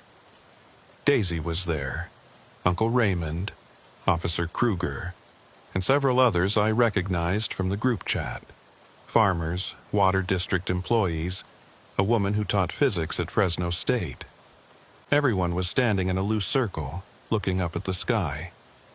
"Marco," Kruger called out. "Glad you made it. We're trying to count them. Best estimate so far is 43 visible lights, but there could be more beyond the horizon." "What are they doing?" I asked. "Nothing, just holding position. They've been like this for almost 40 minutes now. That's longer than any previous sighting." "GPS?" I asked. "Completely unreliable. Everyone's showing different locations, impossible movement tracks. But here's what's interesting. The errors are synchronized. We're all experiencing the same anomalies at the same time, just with different specific values. Like, they're not trying to hide anymore," Daisy said. "Like they want us to know something's happening." One of the farmers, an older man I didn't recognize, pointed at the sky. "Look, they're moving." He was right. The lights were descending, all of them simultaneously lowering from their positions at what I estimated was about 1,000 feet, coming down to maybe 500 feet. Still too high to see the craft clearly, but low enough that we could make out the distortion patterns around each light. And as they descended, the hum started. Louder than I'd ever heard it. Not painful, but so deep and powerful that I could feel it in my entire body. My vision blurred slightly from the vibration. Daisy grabbed my arm for support. "What are they doing?" she whispered. The lights reached their new altitude and held position. And then, one by one, they began to pulse. Not randomly, in a sequence. The northernmost light pulsed 3 times. Then the next one south, then the next, creating a wave of light that traveled across the entire visible array. "They're signaling," Kruger said. "Each pulse is a coordinate point. They're showing us the full extent of their survey grid." The wave of pulses reached the southern horizon and stopped. Then it reversed, traveling back north, then east to west, then west to east, creating a map in light defining the boundaries of whatever they were studying. And I realized what I was looking at. "It's the entire Central Valley," I said. "The whole watershed. From the mountains to the valley floor, from Redding to Bakersfield. They're not just studying one canal system, they're studying the entire regional water system." "Jesus," Uncle Raymond breathed. "That's thousands of square miles, millions of acre-feet of water, hundreds of thousands of people." The lights pulsed again, all at once. 3 times. Bright, brighter, brightest. And then they began to rise. Slowly at first, then faster. Within 30 seconds, they were back at their original altitude. Within a minute, they were higher than before. Still visible, but distant now, fading toward the edge of visibility. My phone buzzed. Everyone's phones buzzed simultaneously. Message from an unknown number. Survey complete. Final data collection initiated. Results will inform recommendations. I looked around. Everyone was reading the same message. Kruger typed back. Recommendations to who? The response came immediately. To councils that determine intervention parameters. Your species' trajectory has been documented. Assessment is underway. What assessment? Viability analysis. Probability of sustainable development versus probability of systemic collapse. Results will determine whether your species qualifies for indirect support or remains under observation-only protocols. What does that mean? What's indirect support? Subtle adjustments to reduce collapse probability. Technological suggestions delivered through inspiration. Strategic information provided to key individuals. Modification of minor variables to improve outcome likelihood. You'd help us? If assessment indicates sufficient probability of positive outcome. Resource allocation for intervention support is limited. Priority given to species demonstrating highest survival potential, and if we don't qualify. Continued observation until outcome resolution. Documentation for academic purposes. No intervention. I stared at the message. We were being graded, evaluated on whether we were worth saving. How long until you decide? I typed. Analysis requires 3 to 5 of your months. Decision will be communicated to designated human liaisons if intervention is approved. Who are the liaisons? Selection in progress. Individuals demonstrating appropriate awareness, capability, and discretion. You are among candidates under consideration. My heart skipped. Me? A liaison? What would that involve? Periodic communication. Delivery of information. Coordination of indirect support activities. Non-intrusive relationship. Optional participation. And if intervention isn't approved, this communication ends. Observation continues. Your species proceeds on current trajectory without assistance. The lights were barely visible now, just faint points near the zenith. The hum had faded to nothing. One last question, I typed. Why tell us any of this? Why not just observe in secret? The response took longer this time. Because awareness is part of assessment. Species that recognize their crisis point and actively seek understanding demonstrate higher survival probability than species that remain willfully ignorant. Your participation and observation of our observation indicates positive trait markers. You're testing us. We are evaluating you. There is a difference. What difference? Tests have correct answers. Evaluations assess capability and potential. You cannot pass or fail this evaluation. You can only demonstrate what you are. The lights disappeared. The sky returned to normal, just stars, moon, the endless dark of the valley night. No more messages came. We stood there in the parking lot of the abandoned pump station. 11 people who had just witnessed something that would change everything we understood about our place in the universe. They're going to decide our fate, Daisy said quietly. In 3 to 5 months, something out there is going to look at all their data and decide whether humanity is worth helping or whether we're just another failed species for their records. And we can't do anything about it, the physics professor said. We can't change what we are. We can only be what we are and hope it's enough. Maybe that's the point, Uncle Raymond said. Maybe the evaluation isn't about being perfect. It's about being aware. About caring enough to pay attention, to try to understand, to make better choices even when it's hard. Kruger was typing on her phone. I'm documenting all of this. Every message, every observation, every witness account. When they make their decision, whatever it is, we'll have a record. Proof that we knew.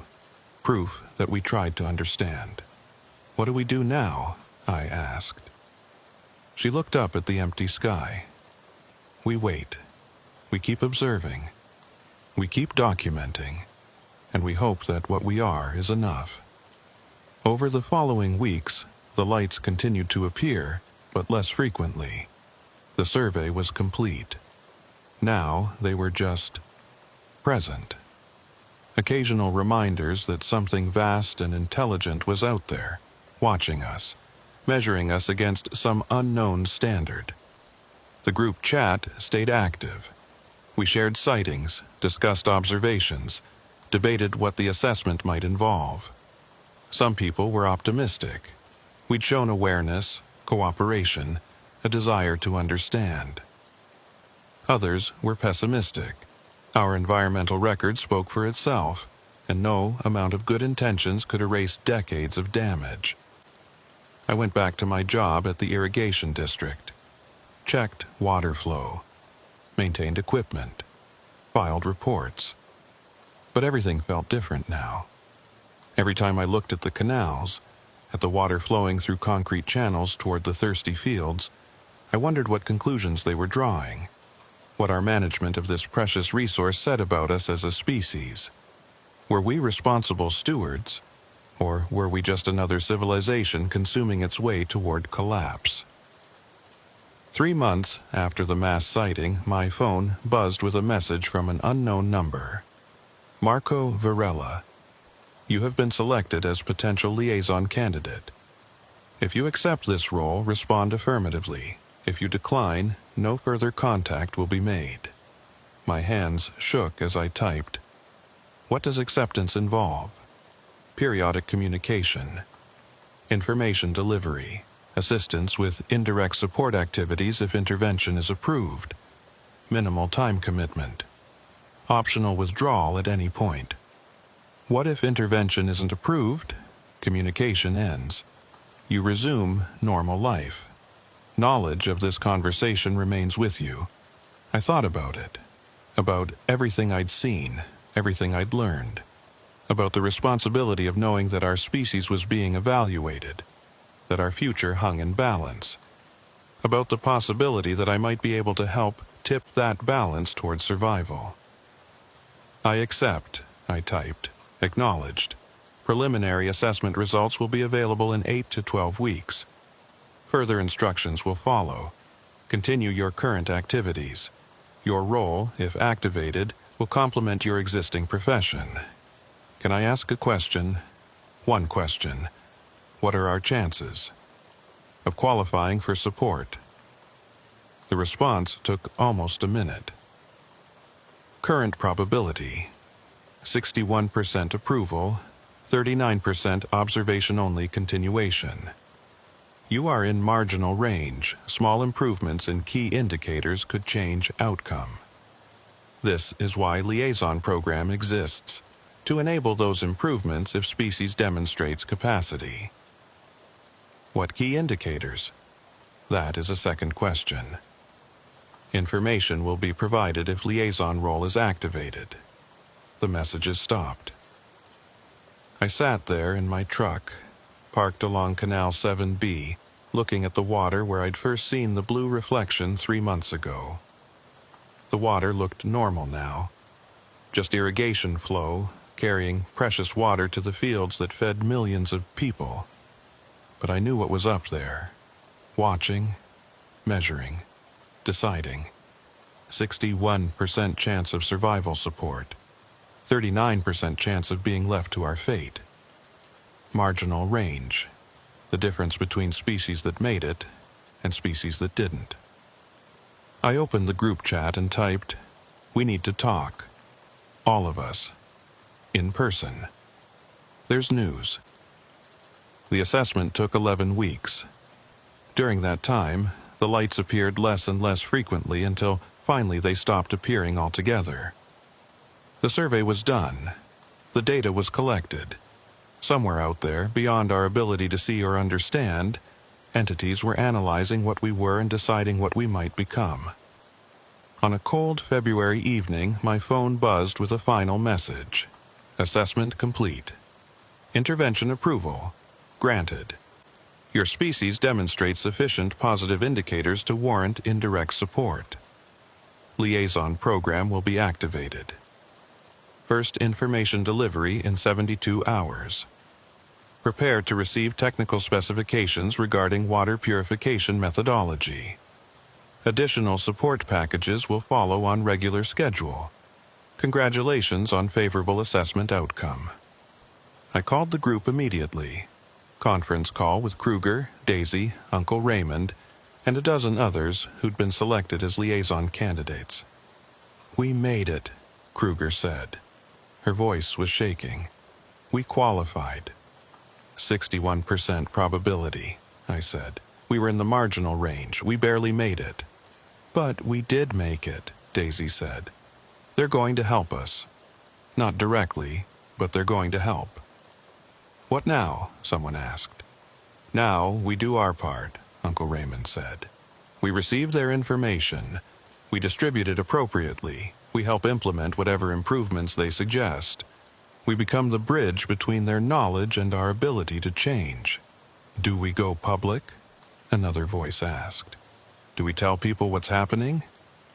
Silence on the line. "No," Kruger said finally. "Not yet. People aren't ready. The information they're going to give us will speak for itself. New technologies, better methods, solutions to problems we've been struggling with. People don't need to know it came from aliens. They just need to benefit from it." "And someday?" I asked. "Someday, when we're more stable, when we've proven we can make the right choices, maybe then we tell the full story. But for now, we work quietly. We help where we can. We push humanity in the right direction. And we keep watching the sky," Daisy added. "Because they're still out there, still observing, making sure we follow through." I looked out my window at the stars. Somewhere among them, something vast and ancient was giving us a chance. A slim margin, a 61% probability. We'd been evaluated, and we'd barely passed. But we had passed, and now the real work began. The first information package arrived 3 days later, transmitted directly to my phone as a detailed technical document. Water purification using graphene-based filtration at molecular level, with instructions so clear that even I could understand them. I forwarded it to the appropriate experts in the group, engineers, scientists, people who could translate this into practical applications. Within a week, the first prototype was built. Within a month, it was being tested in pilot programs. Within 6 months, it would be changing how we managed water resources across the entire region, and no one would ever know where the idea really came from. Just a reflection in an irrigation canal. Just a blue light that shouldn't have been there. Just observers who decided we were worth saving.